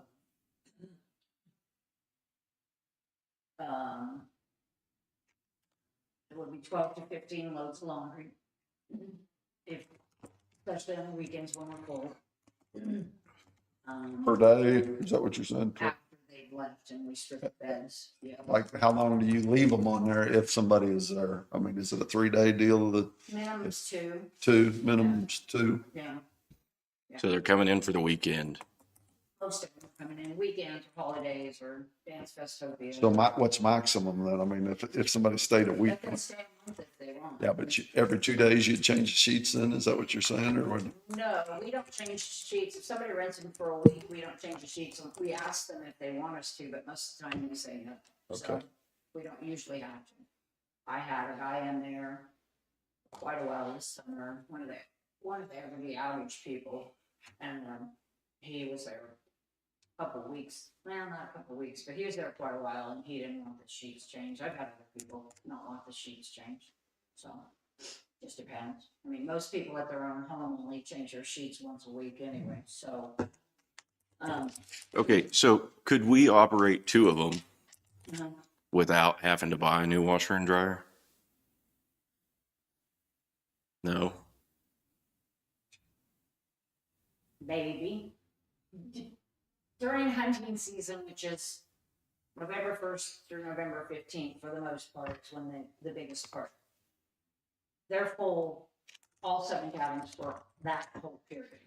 During Dance Festopia, which the last year and this year has run, Labor Day has run into Dance Festopia, then we're pretty full. Yeah, we could if, again, people don't want their bedding changed. But if they decide they want their bedding changed, I mean, I guess we can try it and see. I can always, there is a washer and dryer down in the shower house that's open all year long, one by the playground. And if we have to pay, we'd have to pay for the laundry though. We'd have to pay $2 a load to do the laundry. But we could always, if we found out that that's a problem, we'd have to buy another washer and dryer. I mean, you know. We actually use the washer and dryer that would, No, we don't. But we could. If we had a. but then that money comes back to us, right? It does, no, well, part of it does. They own the washer and dryers, we get a portion of the check. We get like a half of the check or something. So if we used that and then got our portion of that back, we wouldn't have to have the initial investment till we see where you're 2 or 3. That's what I'm thinking. I mean, yeah, that, and then the only other problem is that we, we're pretty busy in the summer, but somebody's gonna have to be up there moving laundry around, but, yeah, I mean, it's a possibility. Is that a place we can put our laundry in there? I mean, there's no way. That's that center part we're talking about in the shower house that's up above that we don't use in the winter. That center part has washers and dryers in half of it. This one has the washers and dryers in half of it, and then the back rooms maybe that big again. So you could probably might be able to put 2 washers and dryers in there, I guess, if you wanted to, but not if we went all the way, all the way. We really need to look at getting commercial washers and dryers, so. Takes a long time too. The washer that's up at the shop is probably 5 or 6 years old now. And it's a Maytag, and it takes an hour and a half to do 1 load of laundry. So, got an hour and a half, you gotta remember to run back up to the shop, move them over, and if Robert's up there, he'll do it for us too, so. We try to work together. When I was out there the other day, you've got the dock system sitting there. Oh, yeah. That's probably my priority is to hopefully get you guys to agree to put those docks, boat slips in this year. They really need to be put in. They look terrible. So right now they're sitting across the parking lot from the marina, not on the water, the ones that were donated to us from KCP&L. We had a bid somebody gave We at have, some point. we have a parts list that we're gonna need, right? Right, well, the bid last year was, just for the parts, he gave us 2 bids, but just for the parts, it was gonna be 5,300. But then there's also a $600 freight charge, so. So what was that number again? 5,300. 5,300. 5,300 parts, and he would have installed it was more. But you had, I just had that ready, maybe I put it in here. Here you go. Hold on.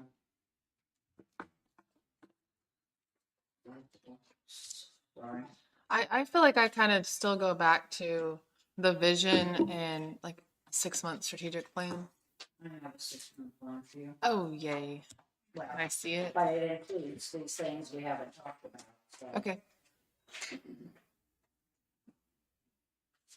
I didn't see it in the folder. No, Okay. I just got it done this morning, so he didn't have it, so I didn't have to give it to you. Perfect. Thank you. You're welcome. Okay, I'm trying to find it. I had it out. I guess it's in here. This is the boat slips. Putting on my glasses might help.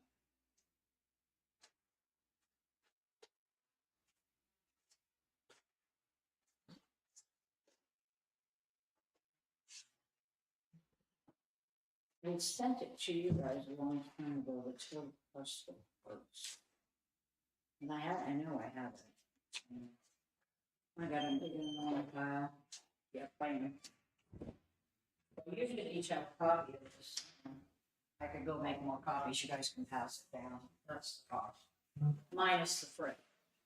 If the guy came here and installed it, he was gonna take the freight You off. can take it. and I there's a just put it in the computer. $200 water installation tool that we have to buy if he doesn't come install them. What are you talking here? The new boat slips purchased. Is that something else that you're wanting to purchase besides the docks? No, I'm talking about those. Yeah, but I mean, here on this 6-month plan, you say, That's those. that's it, that's it. Okay. Boat slips, those are boat slips. Okay, it just said purchased. Okay, I see. Why, we haven't purchased. the I parts. meant the parts, Okay. okay, So the old boat slips need to be removed. That's your priority. yes. What is the cost on the removal? We have Nothing? volunteers that sit there and do it. We don't Okay. know. They Okay. cost us something. This is a plan for the boat slips we got for energy, but I need some of the parts. And the numbers with circles are the slips. We're gonna not put any on the inside because towards the shore, because it gets really shallow, and then each of those berths holds 2 boats, and on the very end, we would put a boat on it'd be the west side of them. Okay. So, So removal and then purchase, I'm gonna mark that out because we already have them sitting there. And then the install is 5303, and that's the it's gonna be priority. more like 5903, and that was last year's prices. I don't know what this year's prices will be. I'll have to get a new estimate from him.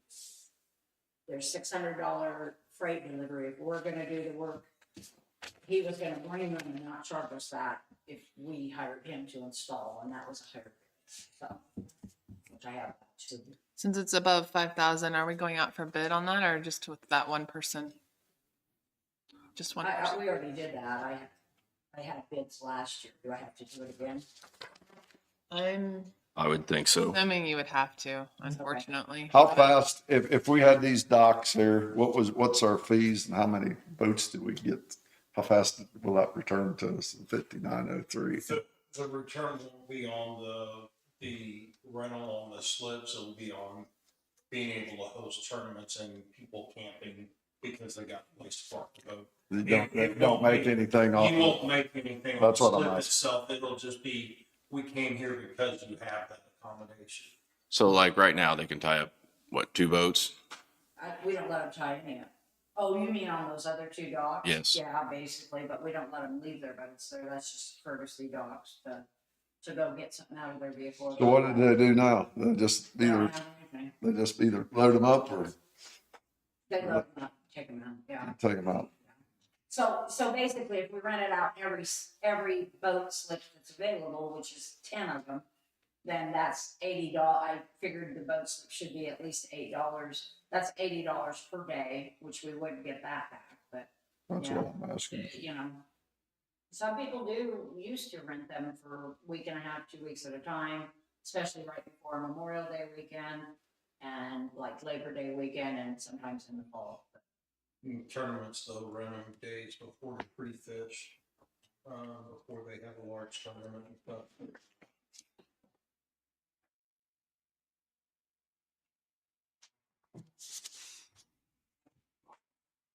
Well, before we say go out for bid, I think we should make a decision if that's the direction. I mean, it's gonna be around 6,000, so. Okay. Okay, swim beach, did you have something you wanted to go over? I thought you said earlier in Yeah, your, we met with Wildlife Parks and Tourism, and went over the swim beach area, walked it, went over our relative plan that, or proposal that we, originally had sent them. It was received well, but what we're being asked for is to develop a proposal with a lot more detail as far as the width, the water depth, the length of the beach and the length of the waterway and the safety controls that would affect anglers.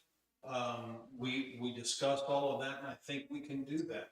I think it's just gonna be a matter of getting someone out there with a transom and shooting the grade and coming up with a plan that we can put on paper and then come back to you and go, okay, is this the plan?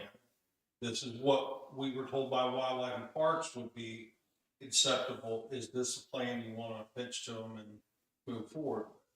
And I think you're probably, depending on weather and being able to get somebody out there to shoot the grade on it, you're probably about 2, maybe 3 weeks, depending on everything else that pops up for me to work on, to bringing you that plan and saying, hey, is this what you want to pitch to Wildlife Parks? Once you get it to Wildlife Parks, I would encourage while they are reviewing it, that you also make sure that our insurance carrier reviews it so that when we get to the point where we go to Evergy, we can say Wildlife and Parks is on board, our insurance is on board. We have checked every box that you may ask us about before we sit down and have that meeting. So we need, as far as, it's like moving forward with the swim beach, have we already made a motion that that's what we're doing? no, we haven't made any motion on anything on the swim beach that I recall. That we just talked about it. Is there anyone that can shoot in our? Just, That's what I thought. It's if you approve me moving forward, the next step would be me going out and doing the work, and then I would not do or take any steps until I brought you a developed plan for you to review and say, yeah, send this to our insurance, send this to Wildlife Park. Okay. But the reason I'm asking you about it, because just like this other stuff, every bit of that time takes away from other projects. So if this is what you want, I will invest the time. Okay. I understand.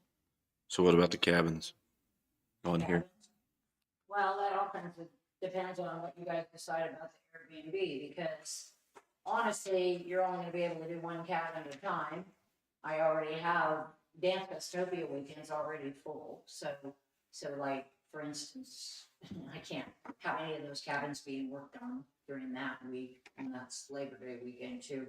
I don't think any of my other weekends are full yet, but we kinda gotta focus on one or two cabins if you want to expand that.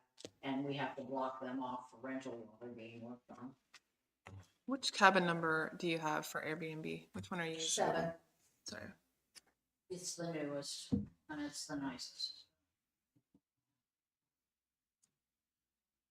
And then after that. So probably- how do you feel about updating those cabins? And I'm not talking about right now, this moment, you know, I mean, you've got it listed here as your third thing on there. Is that something that needs to be done? I do definitely believe the floors need to be replaced in cabin 1 through 6. They have those old, like 1 foot square white Tiles. stick down tiles in them, and they're just, they don't even come clean when you mop them. They come clean, but they don't come. I mean, I think people walk in there, and I used to think people walked in there and think that we never mopped them sometimes because they're stained and they're old. But we did have Danny Nation coming up and waxing them once a year, and that helps a little bit. But they're pretty rough. So the flooring is rough in 1 through 6.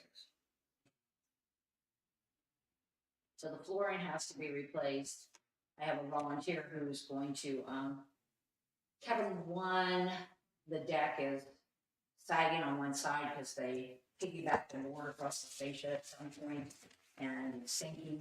And I have a volunteer who I'm going to pick the wood up after this, who should have in the next month have cabin 1's deck fixed for free and basically, and except for the price of the wood.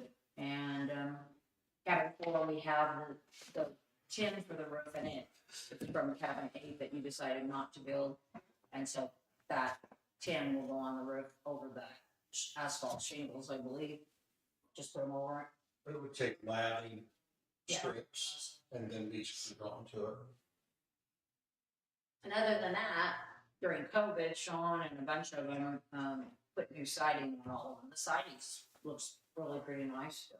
So. Okay, but so inside is where, Yes. And I think between the flooring and the beds and things, if we picked however many each season, and got whether it be a flooring contractor or Randy, somebody in there to do upgrades on those cabins, pull those beds out and put in beds that we can move around, that hold the same mattresses, I think we can upgrade those and keep the costs minimal as we go through. Why don't we get Randy, let's have Randy go up and look at one and give us a cost estimate of what it's gonna take for us to replace the flooring and give us an idea to where we know with a plan so a cost estimate and kind of a, how long he thinks it'll take for how long it completion. would take him to go do it. You know, because we've got him and we have the contract with him. And if he's willing to do it, it's, I would be in favor of that as well. you know, and let's see, let's start with one and see, One more. you know. One more Airbnb. Yeah. Yeah. And look at the 10, if we have the 10 and he's willing to, Get those. I don't know what his game plan is or anything, but if we look So, at it, because Ally brought up a point a couple weeks ago, and I think it was a very good point that, you know, we probably need to fix up cabins 1 through 6 before we're putting them on Airbnb. I agree. Yeah. Well, and here you're gonna run into the cabin 7, then would have to be redone. At least the beds would have to be redone because the beds are the same thing. They're built into the walls. So. are you good with that, Ally? Well, what kind of budget? Does she have a budget she operates off for remodeling or upgrades? We rolled this all back into capital. We rolled it over from last year. We do have funds available for it. I'd have to check to see how much is there. My last guess would be what? 40 and 60 or 40 and 50. 90. Yeah, 90 or so that we were putting back for capital improvements of vehicles or other projects, roofing, whatever came up. The dock money, the $5 grand, that's what we planned to take small amounts out of this as we needed and then replenish it each year. So like my from being out there and looking around and everything that way, you know, I think getting those boat slips, the old ones tore out, the new ones in that are sitting there instead of having them sitting on the grassy area. I think that needs to be one of our top priorities. You talked when we were out there about you thought that the swim beach would draw in additional Oh, yeah, campers, yeah. campers, so that means more lot fees Mhm. and things of that, and usage fees Yeah. and things that way, Okay. you know? Well, is that We what could the maybe, swimming pool that it was always, go ahead, I'm sorry. yeah, so, you know, I mean, I guess, and I'm going off of what Sherry's telling me here, but, you know, if we can add those things, maybe we can increase what we're pulling in at the park, which makes it easier for us to spend the money on rehabbing the cabins and getting things along those lines. The other thing that will assist with that is instead of buying new vehicles, the sheriff is surplusing another truck, and the two that we have at the park are on their last leg. And you'd have to share, you need to get mileage on them. I got about 204,000 on mine, so. So he's got a vehicle that would allow us to surplus one of our vehicles, cut the cost of having to buy another vehicle, and push the purchase of the vehicle 3 years down the road or more. So we're trying to do everything we can to keep the cost low and spend the money where we get the greatest return. We've been able to get some help not only from people who have been volunteering to help, but other department heads. Cost us a lot of money. That's one thing about the getting new bids on that dock though, is the guy that actually had the lowest bid and came through, he's actually Easy Dock, which is what those docks are made, the company that they're made from. He's a supplier of that, so if I go back out and get more bids, I'm gonna have to find more people that have Easy Dock parts, because that's what you need to retrofit, right? So. Okay, and so like with our purchase policy, with it being $6,000, are we having to send it out for bid? You're not having to send it out to bid, you're having to call and get 3 bids on it. And if it is a part specific, this is not like going out to buy something new. You're buying parts to fit exactly. Going to the manufacturer and getting a bid on it would be just fine with the purchase policy.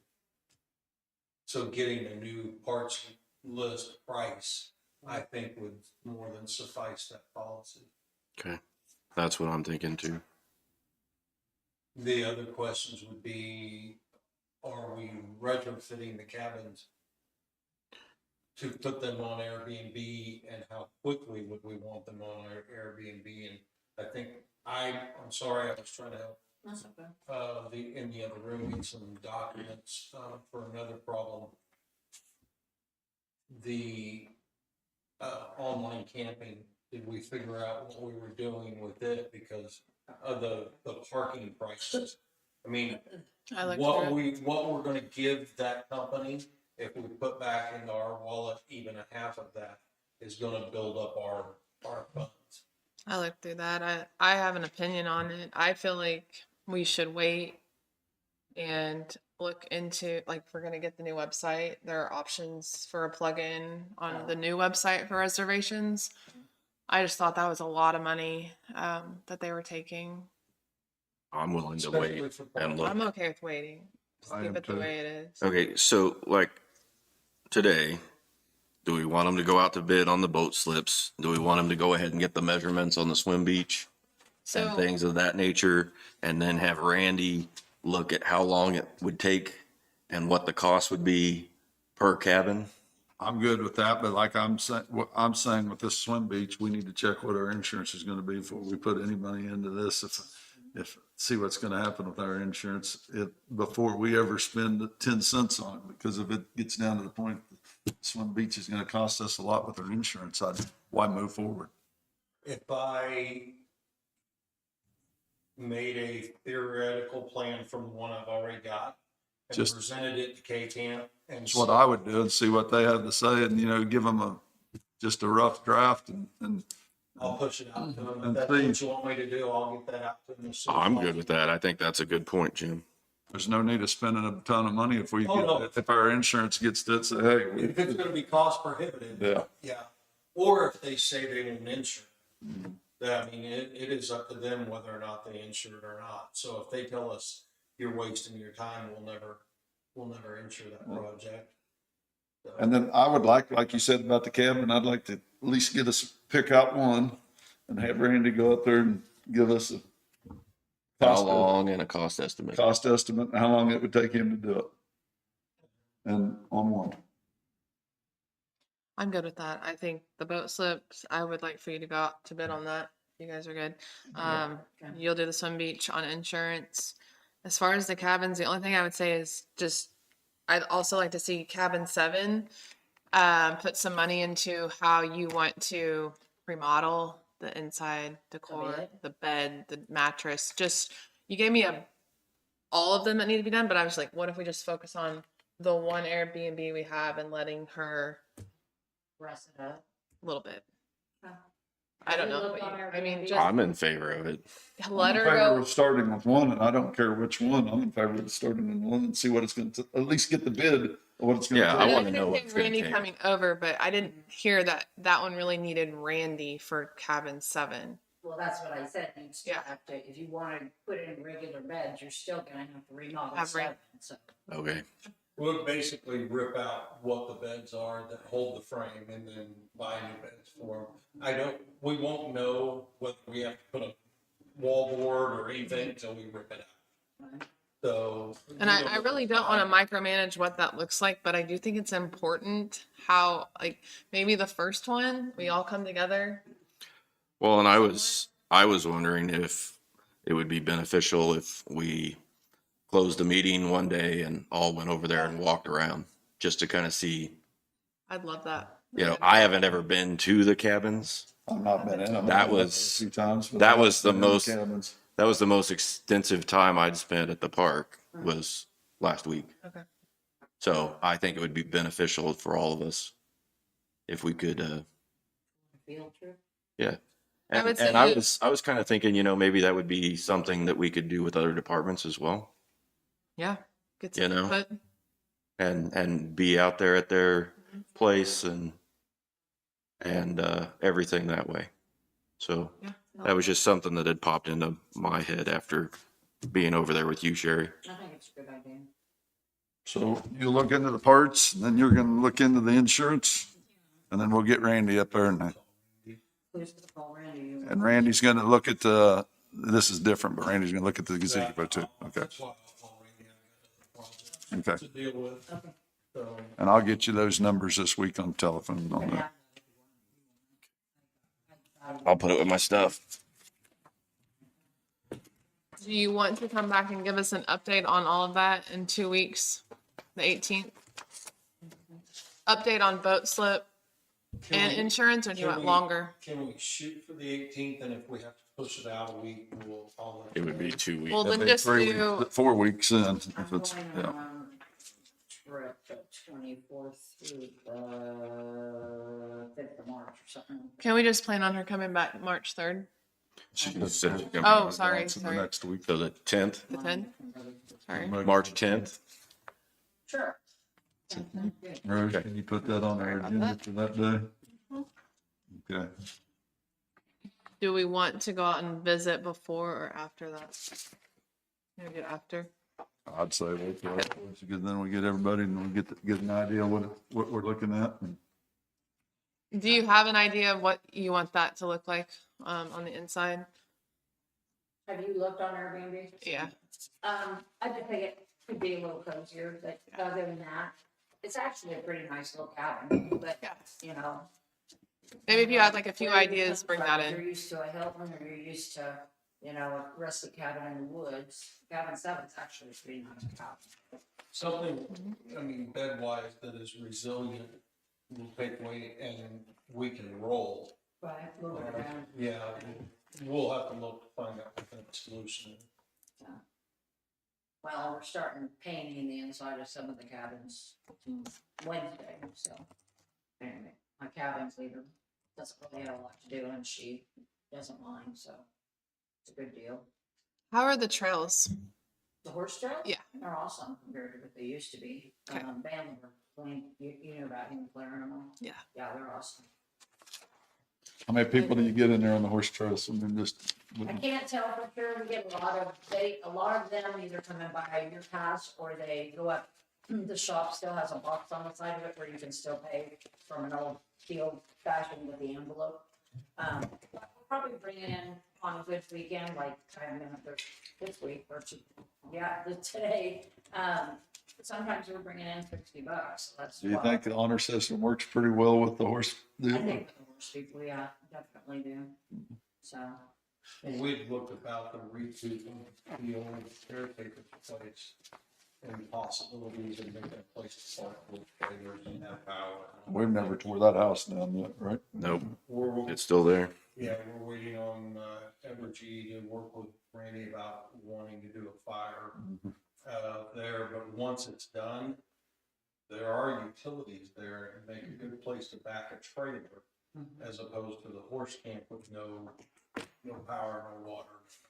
Good place for just Yeah, power they have no hookups or something. amenities, so, Yep. yeah, they'd be in there by themselves. Few parking spots. Yeah. And they cut the horse path right behind there. I mean, they could jump on the path from the area. Okay. Everybody good with this? I'm good. I would like the clerk's office to possibly get the budget or what we put back in what you were talking about, the capital outlay. Yep. I don't know anything about that. I haven't seen anything. Okay. I would just like to, What you're gonna wanna ask for is these special equipment funds that we've got. for We each rolled the money department. at the end of the year over that was left in the budgets in order to the capital, or we rolled it over to take it out of the budgets and put it in the, Capital improvement. I just want that to be clear because I've heard Sherry and I have had conversations and she does have ideas and she does want to make things better out there, but she doesn't have any idea what she has to spend. And it's always coming in here and asking for things and then it doesn't happen. Well, this has just been So- these 2 years where I pulled the money when I make gains, Mm-hmm. but I don't get money allotted to me for this department like everybody else does. To pay all the expenses and our wages, and then at the end of the year, whatever's left, the last 2 years, they've been, and maybe put a little bit in before that, I don't know, but, well, we put money in at the Deal beginning. over of the year. about We actually give you a budget. I mean, Yeah. we I actually, just want to see it. Yeah, there's a budget and But whatever we. but it's based off of their projections. right, but it isn't off of what they're, yeah, but we actually put it in before. It's, And then we've got money, in noxious weeds. Because, I We've got mean, money when we're in looking at the park almost reports and every stuff at the department. beginning of the There's year, a remember, capital we're outlay running capital arrears. but it's And above you may what the wanna park look at actually those. likes, I think, isn't it? What we actually put in there. No, Any special I funds. don't think so. Speaking of. 40,000, so whatever the park is at the end. Do you have anything for us? Do you have any questions or concerns? No, Okay. thank you for listening. Yeah, no problem. I think it was good. I think we'll get a lot accomplished. So look forward to working with you. Have a good day. Thank you, Sherry. Thanks, Sherry. Oh, we got order. Okay. I think, was Sean coming back with something else? I don't know. Something about a file. Would you be able to call Janet and There's Christy something on the to see stores if they can come up over there. for executive session for agreement? Right now? Yes, because they were supposed to have that on the agenda, but it wasn't. Christy and Janet. Christy Schmidt. Do you want to wait till he's done? or- Yeah, probably. Commissioners, with everything that we had earlier, I believe I skipped over, and your conversation brought it to light. The snowplow and the spreader for the UTV pricing quote that was sent to you in order to use the noxious weed UTV for parking lots, for scraping and salting. You'll see that there's only one bid, and it's from Heritage Tractor. This is not for the residential model, but for the commercial model that would be used for that machine. And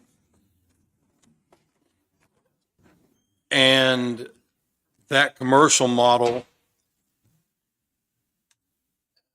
being an upgrade from the residential, the reason we did not go out for more than one bid is because if you remember, this machine has been already adapted for a spray unit, and retrofitted to spray chemicals out of it. And it has a joystick and all kinds of equipment in it. And we did not want to void the warranty by putting in aftermarket parts that were not supported with a brand new unit. We'd rather not use it at all for this purpose if we can't put in things that will support the warranty and be appropriate for the machine. So you have the pricing on that. So along those lines, so what, I mean, there's all kinds of different numbers on here. What are we looking at? What are we making a decision on? The first page, $7,800 is for a 2025 Western 300G, and a 2025 Western Impact 6 Straight, which is the blade. And that is what? What's the 300G? Is that the salt spreader? Yes. That's the salt spreader that I believe hooks into the hitch assembly on the back end.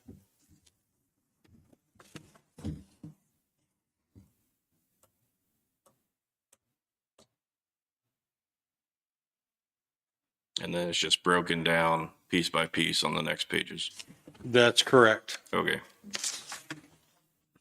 This is not something that we need a today answer on.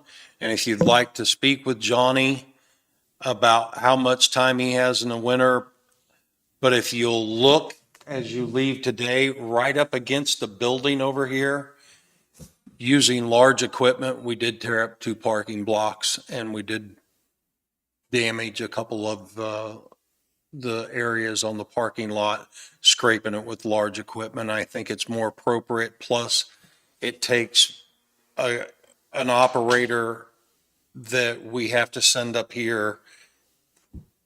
Johnny during the wintertime is not going to be spraying. He's going to be doing paperwork and chemical supply orders and other things that he can work around snow and ice and be able to come up here and assist with that and do a better job on the parking lot without hitting them with large equipment. So, and the, Well, I think that the Gator, I mean, I've owned a lot of them, and just, to me, it isn't big enough to push A lot of snow. I've seen some things, and I sent it to Jesse. I've seen a thing that's made out of you can use a rubber track on a skid steer and build a frame around it. For a snow pusher? For a snow pusher off a skid steer, or put a blade on a pickup. I mean, I don't believe we'll be satisfied with the Gator pushing this parking lot, because I think the pile will get too big. And I've driven them. I've never had a blade on them, but I'll tell you what, I've had them stuck in snow. I've had them stuck in mud. And if you get a foot of snow on the pavement, I don't think we'll be satisfied with what we're doing. well, and if it is something that would damage the machine because it was pushing too hard or too much, that is absolutely something we don't want to do. And that's what I think we're going to end up doing. I think we're going to end up putting in a position, because I have never pushed snow with one because I don't have it, but I've pushed a lot of snow underneath them trying to go through something that didn't have a blade on it. And I've buried them, and I've torn them up and everything else. And I think we're going to damage a piece of equipment that I would rather see us, whether we put a snow blade on a pickup or build a thing for the front of the skid steer. And then you use the rubber and we can go around. I mean, they build the frame out of, Jesse's got the pictures of it, I'm sure. I sent them to him, but the frame out of a square tubing, and they could even use a big truck, a huge tire and they stretch that out and bolt it to the front of it. And, or they use, rubber track off a skid steer. And just- I've seen what you're talking about. I would like to do that. And another thing is, if Johnny's got the time, I would like to see us set this up and maybe give Johnny this parking lot to take care of, you know, to where he's in charge of it. Because I believe it was mentioned the other day that, you know, we can't do it between 8 and 4, you know, cleaning it. And maybe we could have the dispatch help us if 2 inches of snow gets on the ground. They could be the ones that notify. These two buildings are crucial when it comes What I'm to. saying, maybe we Yeah. could have a notification system of some way and have Johnny come up to help with it, at cleaning these parking lots, and we could have them cleaned off by 8 o'clock in the morning. See what I'm saying? Instead of running around during the day, and then it keeps our road crews out on the roads. I mean, we need to come up with a plan of what buildings we want this with, you know, that maybe Johnny in the wintertime is a slower time, just like you said. And maybe we could set up you know, I'm not saying we have to do it today, but we could plan down the road and get, whether we put it on a pickup, a blade on a pickup with the skid steer. You know, we could have one of these on the skid steer built. It wouldn't Take much. we're not taking a lot of money. That's where I'd like to see. I don't want to personally, and I think the salt spreader is a great idea, but I think we can rig it up on a receiver hitch on a pickup. Where it sit there and throw the salt in the pickup and just dump it. Yeah, anything with a receiver hitch That's all. is capable of doing it. We could even rig up a receiver hitch on the front of a skid steer. I mean, spread it out the other way. I mean, this was just a lot more money than I guess I was willing to throw at that machine. That's why Well, if we need to look at the other opportunities, then we'll start exploring those avenues. But the use of the manpower and trying to get these lots cleaned without large equipment and the damage is what we need to push for next year. I don't think we're going to accomplish any of this by the end of the I'm season. not, but I mean, we could talk about this with Johnny, and maybe in the wintertime, we could give him a few of these, you know, and get the equipment to do it with, you know, whether it's the blade on the front of the skid steer and the salt spreader. And comes 8 o'clock, we have it taken care of where people can get in the parking lots. Yep. Yeah, and that would be an idea goal because we've struggled with that. Well, I'm just saying we could use the dispatcher or the sheriff's department to notify us, you know, if at 2 o'clock in the morning, we have 2 inches of snow, we just, whether it's 2 or 1, whatever it is, they could be our notification to you or to whoever that's, Hey, we need you in. huh? Hey, we need you in. We need to be in there. That's all I had. So, circling back to the enterprise on the fleet. I don't remember you guys going over the inventory and all of that, but I don't want him to do all the work if you guys already know that wasn't the direction I guess you want to So go. I wasn't here. I was involved in it at the time and we chose not to because it turned into a lot of money, but Do you think we should look into it again since we? They're asking for it. I'm not saying that. how long would it take you to get that inventory? That's the problem. I'd have to check with Joyce because she's doing all the FEMA stuff while I'm doing the Keene stuff. That's a lot of pushing Got a month. information over.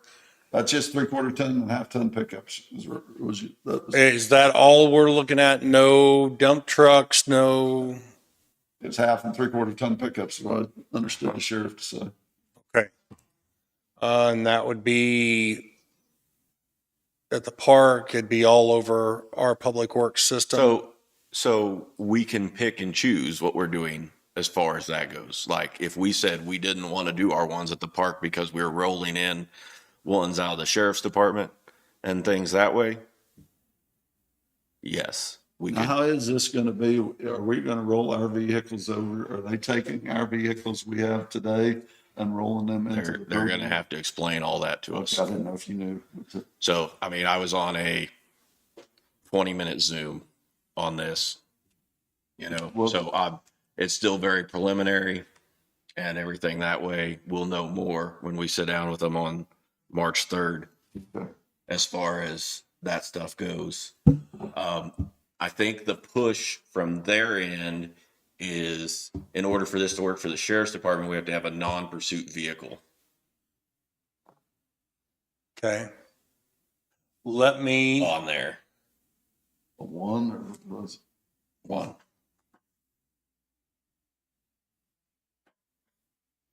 So, and the way that they were explaining it on there, and I don't want to get real deep into this because I don't think I have a full understanding of it. I'm just being completely honest with you guys there, is that they would roll our fleet in. It would allow us to purchase newer vehicles and keep better vehicles. What James and Bobby are going to try to do is come up with what we're spending on maintenance and everything that way, and so we can look at the total picture of what the cost is versus what we're actually spending. replacement of vehicles and all the total maintenance and everything that we have to pay now. Right. If we can lighten our load along those line items through this, that's what they would like to see on the sheriff's side. And like I said, the salesperson, Kenneth, was asking for, and I don't think it's a deal breaker. I don't think we have to say that, no, So we yes. could put a pickup or two into it out of the road department. That's what you're saying. I feel like if you and I haven't even done the first process, I do think, and we have a month to get that information for the Zoom. I think we should just go ahead and do that. Because I mean, the time to do it is now, when they're coming in. Yeah, We can still say no. I'm not trying to, but I agree. I'm good with that if we have the time to get just to get the pickups. okay, you want all the pickup in Public Works. Well, Okay, do you want me to reach out and roll the appraiser's trucks or anything into that? That way you'd have every pickup in the system outside the sheriff's department that I'm aware of. yes. I mean, they're gonna ask for mileage and other things, little things that wouldn't be a large thing to provide them Yes. on a spreadsheet, so. Because I was thinking if we had all that, and like, I mean, after the meeting, I can get you Kenneth's information so that you can contact him directly. I've got it. Okay. And we're looking at planning, zonings, I mean, if you're gonna do all those type of trucks in the system, then. And I think what we would like for you to do is to break them out by department as well, so that we have different groups, so we can kind of look at it and say, okay, this is what we're spending here, this is what we're spending there. Does it work across all these different areas? Or is it going to be more of it's going to work for the sheriff, but it's not going to work for everybody else? So you're going to go to IT and you're going to go to the cars and the appraisal, all the cars and the appraiser. Okay. Right. And we'll look at that. We'll get the sales pitch. We'll make our phone calls on the references and things that way. They're doing this with Crawford and Cherokee County, City of Pittsburgh, Johnson County, Olathe, Overland Park.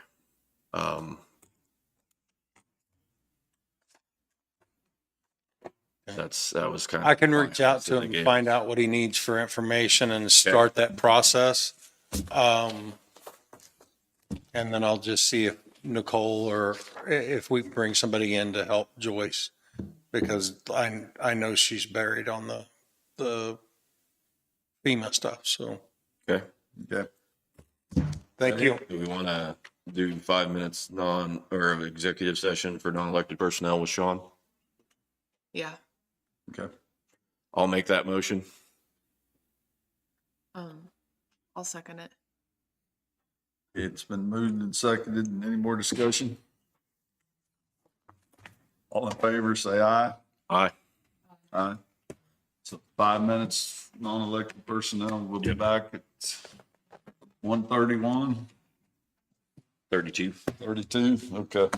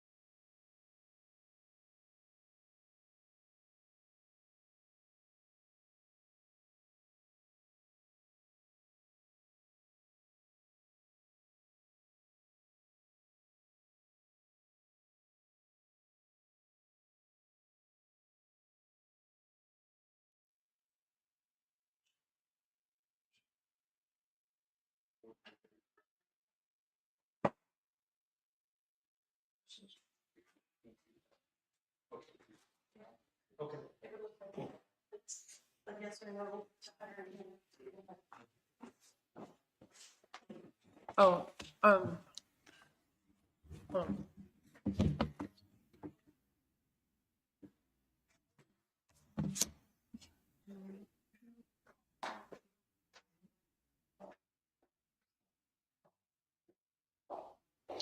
That would be optimal, but given the timeline, that can be done in the next 5 to 10 minutes.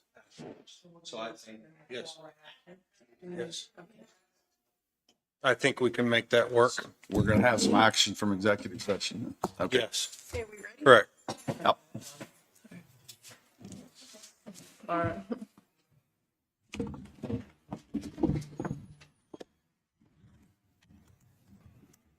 Commissioners, I understand that after interviews had taken place, it's your intent to offer Kent Harris, position as planning and zoning officer.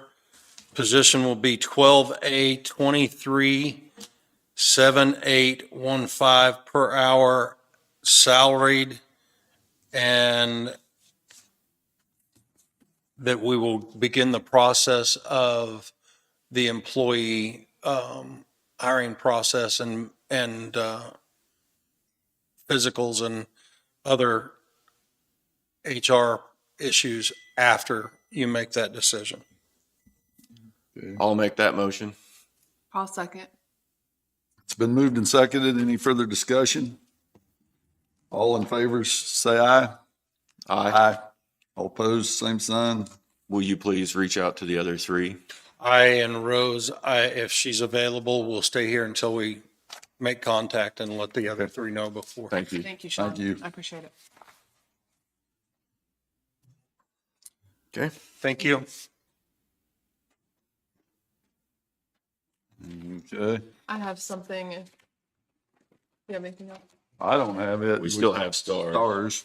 Okay. You want to get that first? I just needed to appoint someone for planning and zoning. Okay, that's fine. We can do that quick.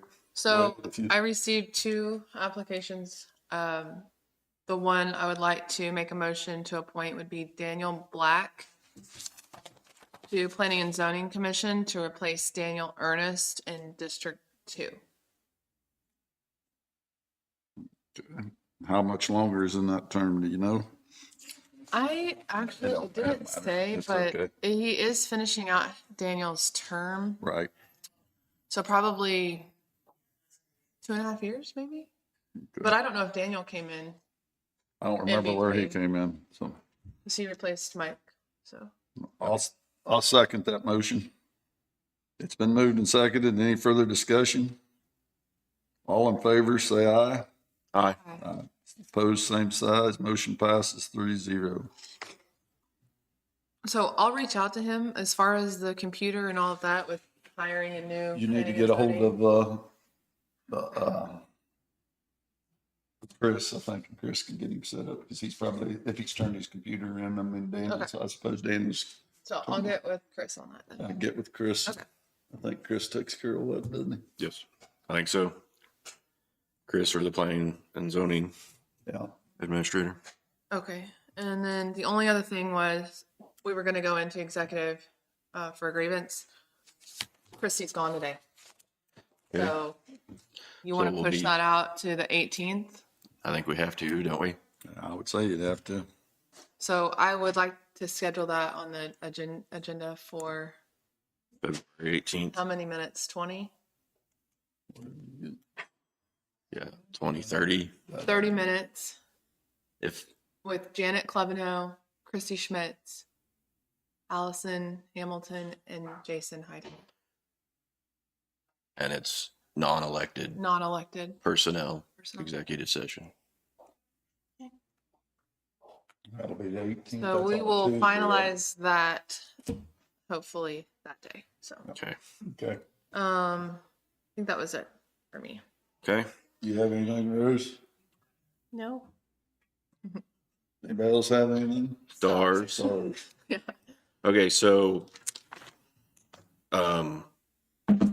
Jay sent out the stuff. Did everybody get a chance to Yes. look through that? and everything that way. I just want to go over a few things from our meeting last Monday. So the instructors and the administrator are paid by Fort Scott Community College. Okay, if I have rough numbers on what those are, but if we wanted the actual things, we'd have to do a core request with Fort Scott Community College to get those numbers. The STARS board is not happy with their relationship with Fort Scott. They're in the process right now of trying to get that changed as far as who is going to be the overseer of the Senate Bill 155 money. So, and that's what they're currently working on right now. So the county is giving this money to the STARS Linn County Foundation.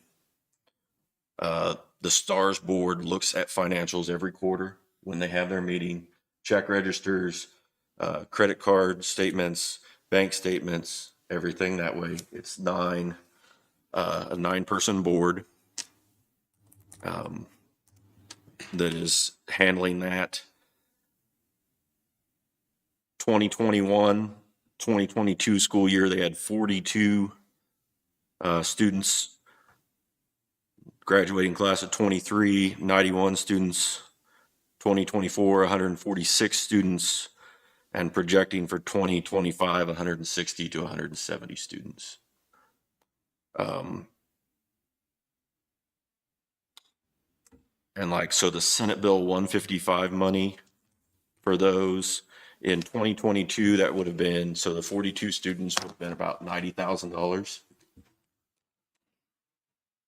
In 2023, that should have been close to $540,000, but that money goes directly to Fort Scott. How much was the second one? I'm sorry. 540,000. And that was 23? Yep. Okay. So, and then of course I don't have and those are paid October of the following year. After the class is basically completed, that's when the Senate Bill 155 is giving out that money. Now, is that above that is what the, Senate Bill 155 is providing. so providing that, and they pay the Instructor's payroll out salary. of it, and then where's the rest of the money go? Right now it's going to Fort Scott. So that's a negotiated item then? I mean, So you ask for memorandums of understanding and things of that nature. They don't have them with Fort Scott, and that's a problem, as you would expect. so Right. they don't have, yeah, that's, So CTEC is also in the same boat with Fort Scott. that's Crawford County's STARS program. Correct. Correct. I talked to a guy down there a year or two ago, the guy that manages that. So, but getting that moved to a new community college or something along those lines is something that the STARS board is working on. We've got another special meeting tomorrow night to kind of talk through and work through some of those issues. But that's kind of where we sit right now. As far as, did you guys get a chance to look at the budget? Yeah, I did, and I've made a lot of phone calls and talked to Jay and other people and a few on the board. So I feel like I understand a little bit of what's going on out there. Okay. But what they're requesting, according to this last email, the 225,000, this first payment would go to pay off the building.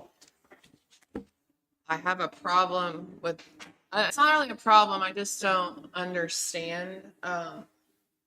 So the building is owned by Labette Bank, but there's some sort of a lease through Pleasanton. So I would just want to clarify, once that's paid off, So, who that goes to. so the building is owned by USD 344. There's a loan on it through Labette Bank. Yeah, I know. And I looked at that, but when it's on GIS mapping, like, when you own a home on GIS, it says your name. It doesn't say the bank name. And so it says Labette Bank. Yeah. And so Yeah. that's why I questioned it. Well, I thought, I mean, when I talked, it was, it's a loan through the bank. Yeah, Through- you're through- right. And that is what the school, I talked to Dawn as well, and that is So- what he's saying. I just want to make sure if we pay it off, But I think we have some sort of I think they, right, something. right. But, and that's going to be between the Stars Linn County Foundation, right? Yeah, unless, so my idea on this, Okay. and I know that you guys, I think in the past you may have said you didn't want to own the building, but because there is, to me, it feels like there's some things going on there that haven't really, they're a little confusion with Fort Scott, and they're trying to switch to, C-Tech, and Stars are going to switch to Pitt and all this stuff. Like, they don't know when that's going to happen. At any time, Fort Scott can make a decision to also part ways, right? Correct.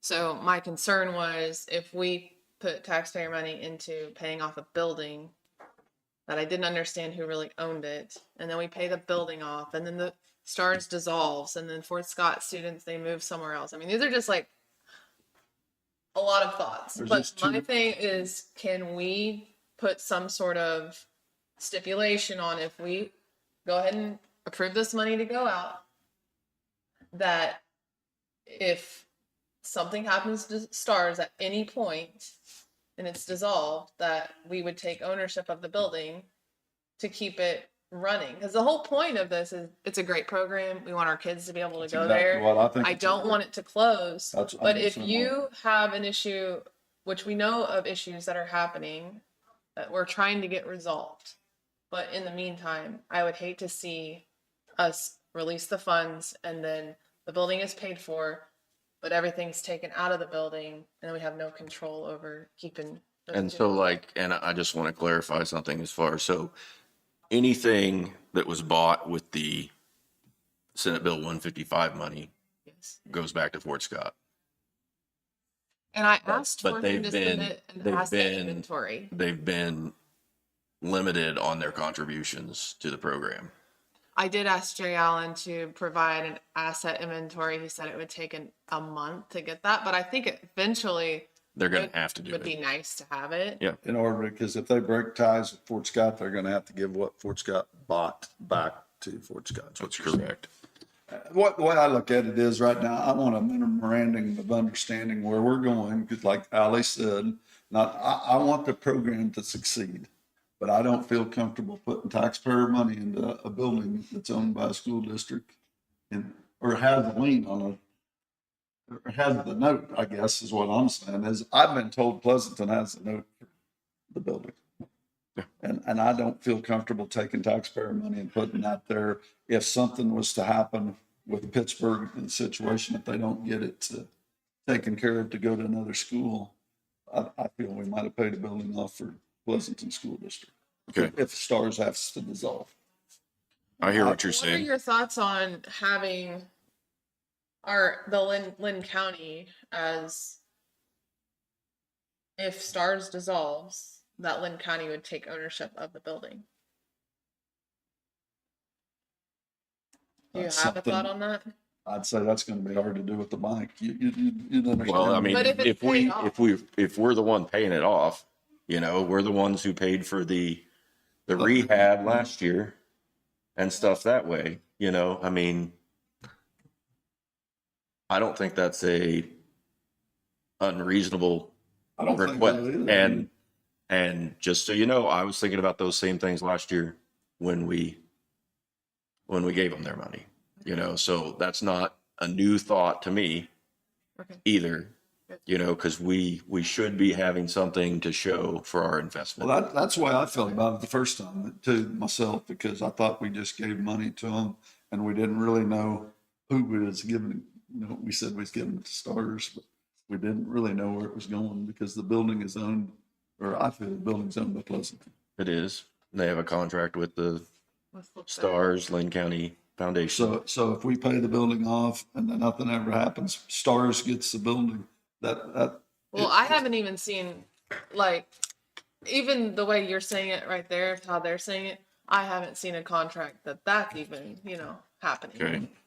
I just had people tell me it was involved. Me in too. it, and Lots- that's what, I've that's heard a all lot I've of seen. things, but I That's all just I've- want to see something, a legal document. And I'd like to see the memorandum of understanding with Pittsburgh to show that we're gonna go down the road, that, you know, it isn't just gonna be a. And all I'm saying from that standpoint is you're not going to have one until we're released from Fort Scott. And when I say we, Stars is released from Fort Scott and something is negotiated there. I understand that, but you know. So, but I'm with you that we should have a copy of that as well.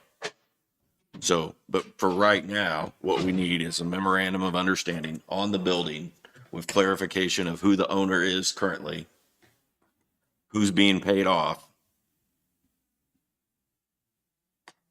and then ask if in that memorandum of understanding, if the Stars facility closes, if that can be donated back to the county.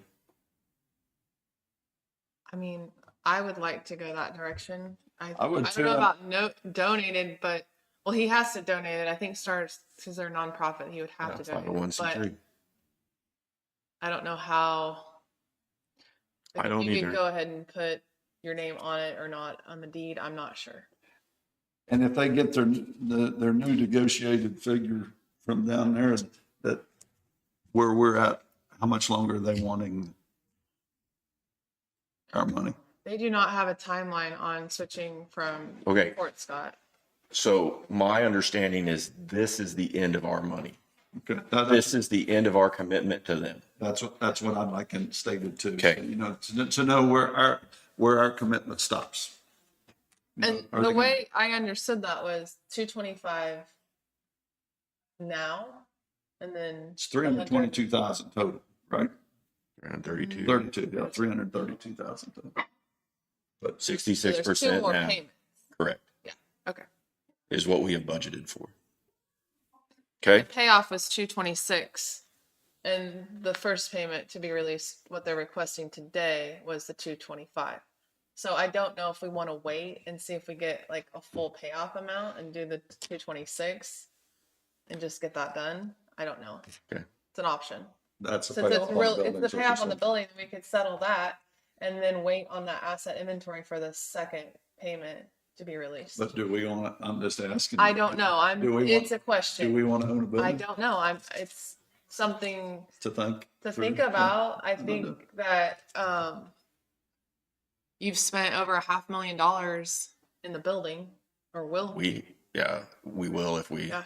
If once we spend that, yeah, we'll spend over half if we give it to. And that's just remodel and purchasing the building. I mean, that was all county taxpayer money. I don't think it's too much of an ask to be part owners on the building, or if salt or co-owners with Stars. And then if they dissolve, then it comes back to the county to keep it open. But okay. what were your thoughts, Jason? No, I'm fine talking about that with them.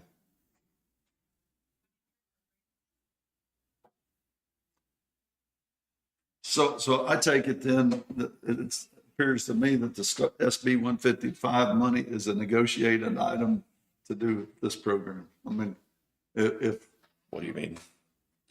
So Fort Scott came in and they upfronted teacher salaries and things that way for those first 42 students. so it's a negotiated item. And then they there, didn't get figure. paid until October of the following year, that $90,000.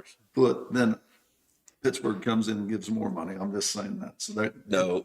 No, it's not. It's based off of credit hours per student enrolled, and it's different amounts based off of which program they're in. So like the way it was explained to me, Jim, was welding receives the most support.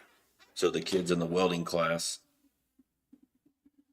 get the most money off of the Senate Bill 155 coming in. So it's a flat fee no matter what school we go to. Correct. Or what they donate to the program. Correct. Okay. Correct. Because it's The difference, calculated through the Senate the bill. difference here is that we don't have, Stars does not have a memorandum of understanding with Fort Scott. And they're not seeing, So they're not getting what they should be getting then? that's Is that- correct. Okay, so they're not giving us what should be Stars. I mean, they're not Correct. giving Stars what they should be. That, those amounts are coming in, but they're not transferring all that back Okay. to the Stars program. Okay, And each I understand that. Stars and Fort Scott, they each have a different opinion on what was. Who supposed- was, Yeah, yeah. who's supposed to get it. So I don't think that anyone's really doing anything Illegal. wrong. It's just there wasn't an understanding, and so now Fort Scott is taking most of the money back, right? I've been told what the president down there does on the Board of Regents, the State Board of Regents too, the old president. of the Right. School. Right. But that was to set up all this with Stars, not Right. the ones they're working with currently. No, it's a new group, but the old the old president is on the Board of Regents. Yeah. Topeka. Yeah. Okay. Okay, so I'll take that back and we'll go from there. I'm good with that. I'm fine with that. Okay. Anything else? Do you have anything, Rose? You guys gonna be okay? We'll be fine. Thank you, Rose. Yeah. Welcome. Thank you for everything. I'll make a motion to adjourn. I'll second it. Been moved and seconded. All in favor, say aye. Aye. Aye. Meeting adjourned. I'm so happy. I gotta get my chores Like, done. it's not gonna work.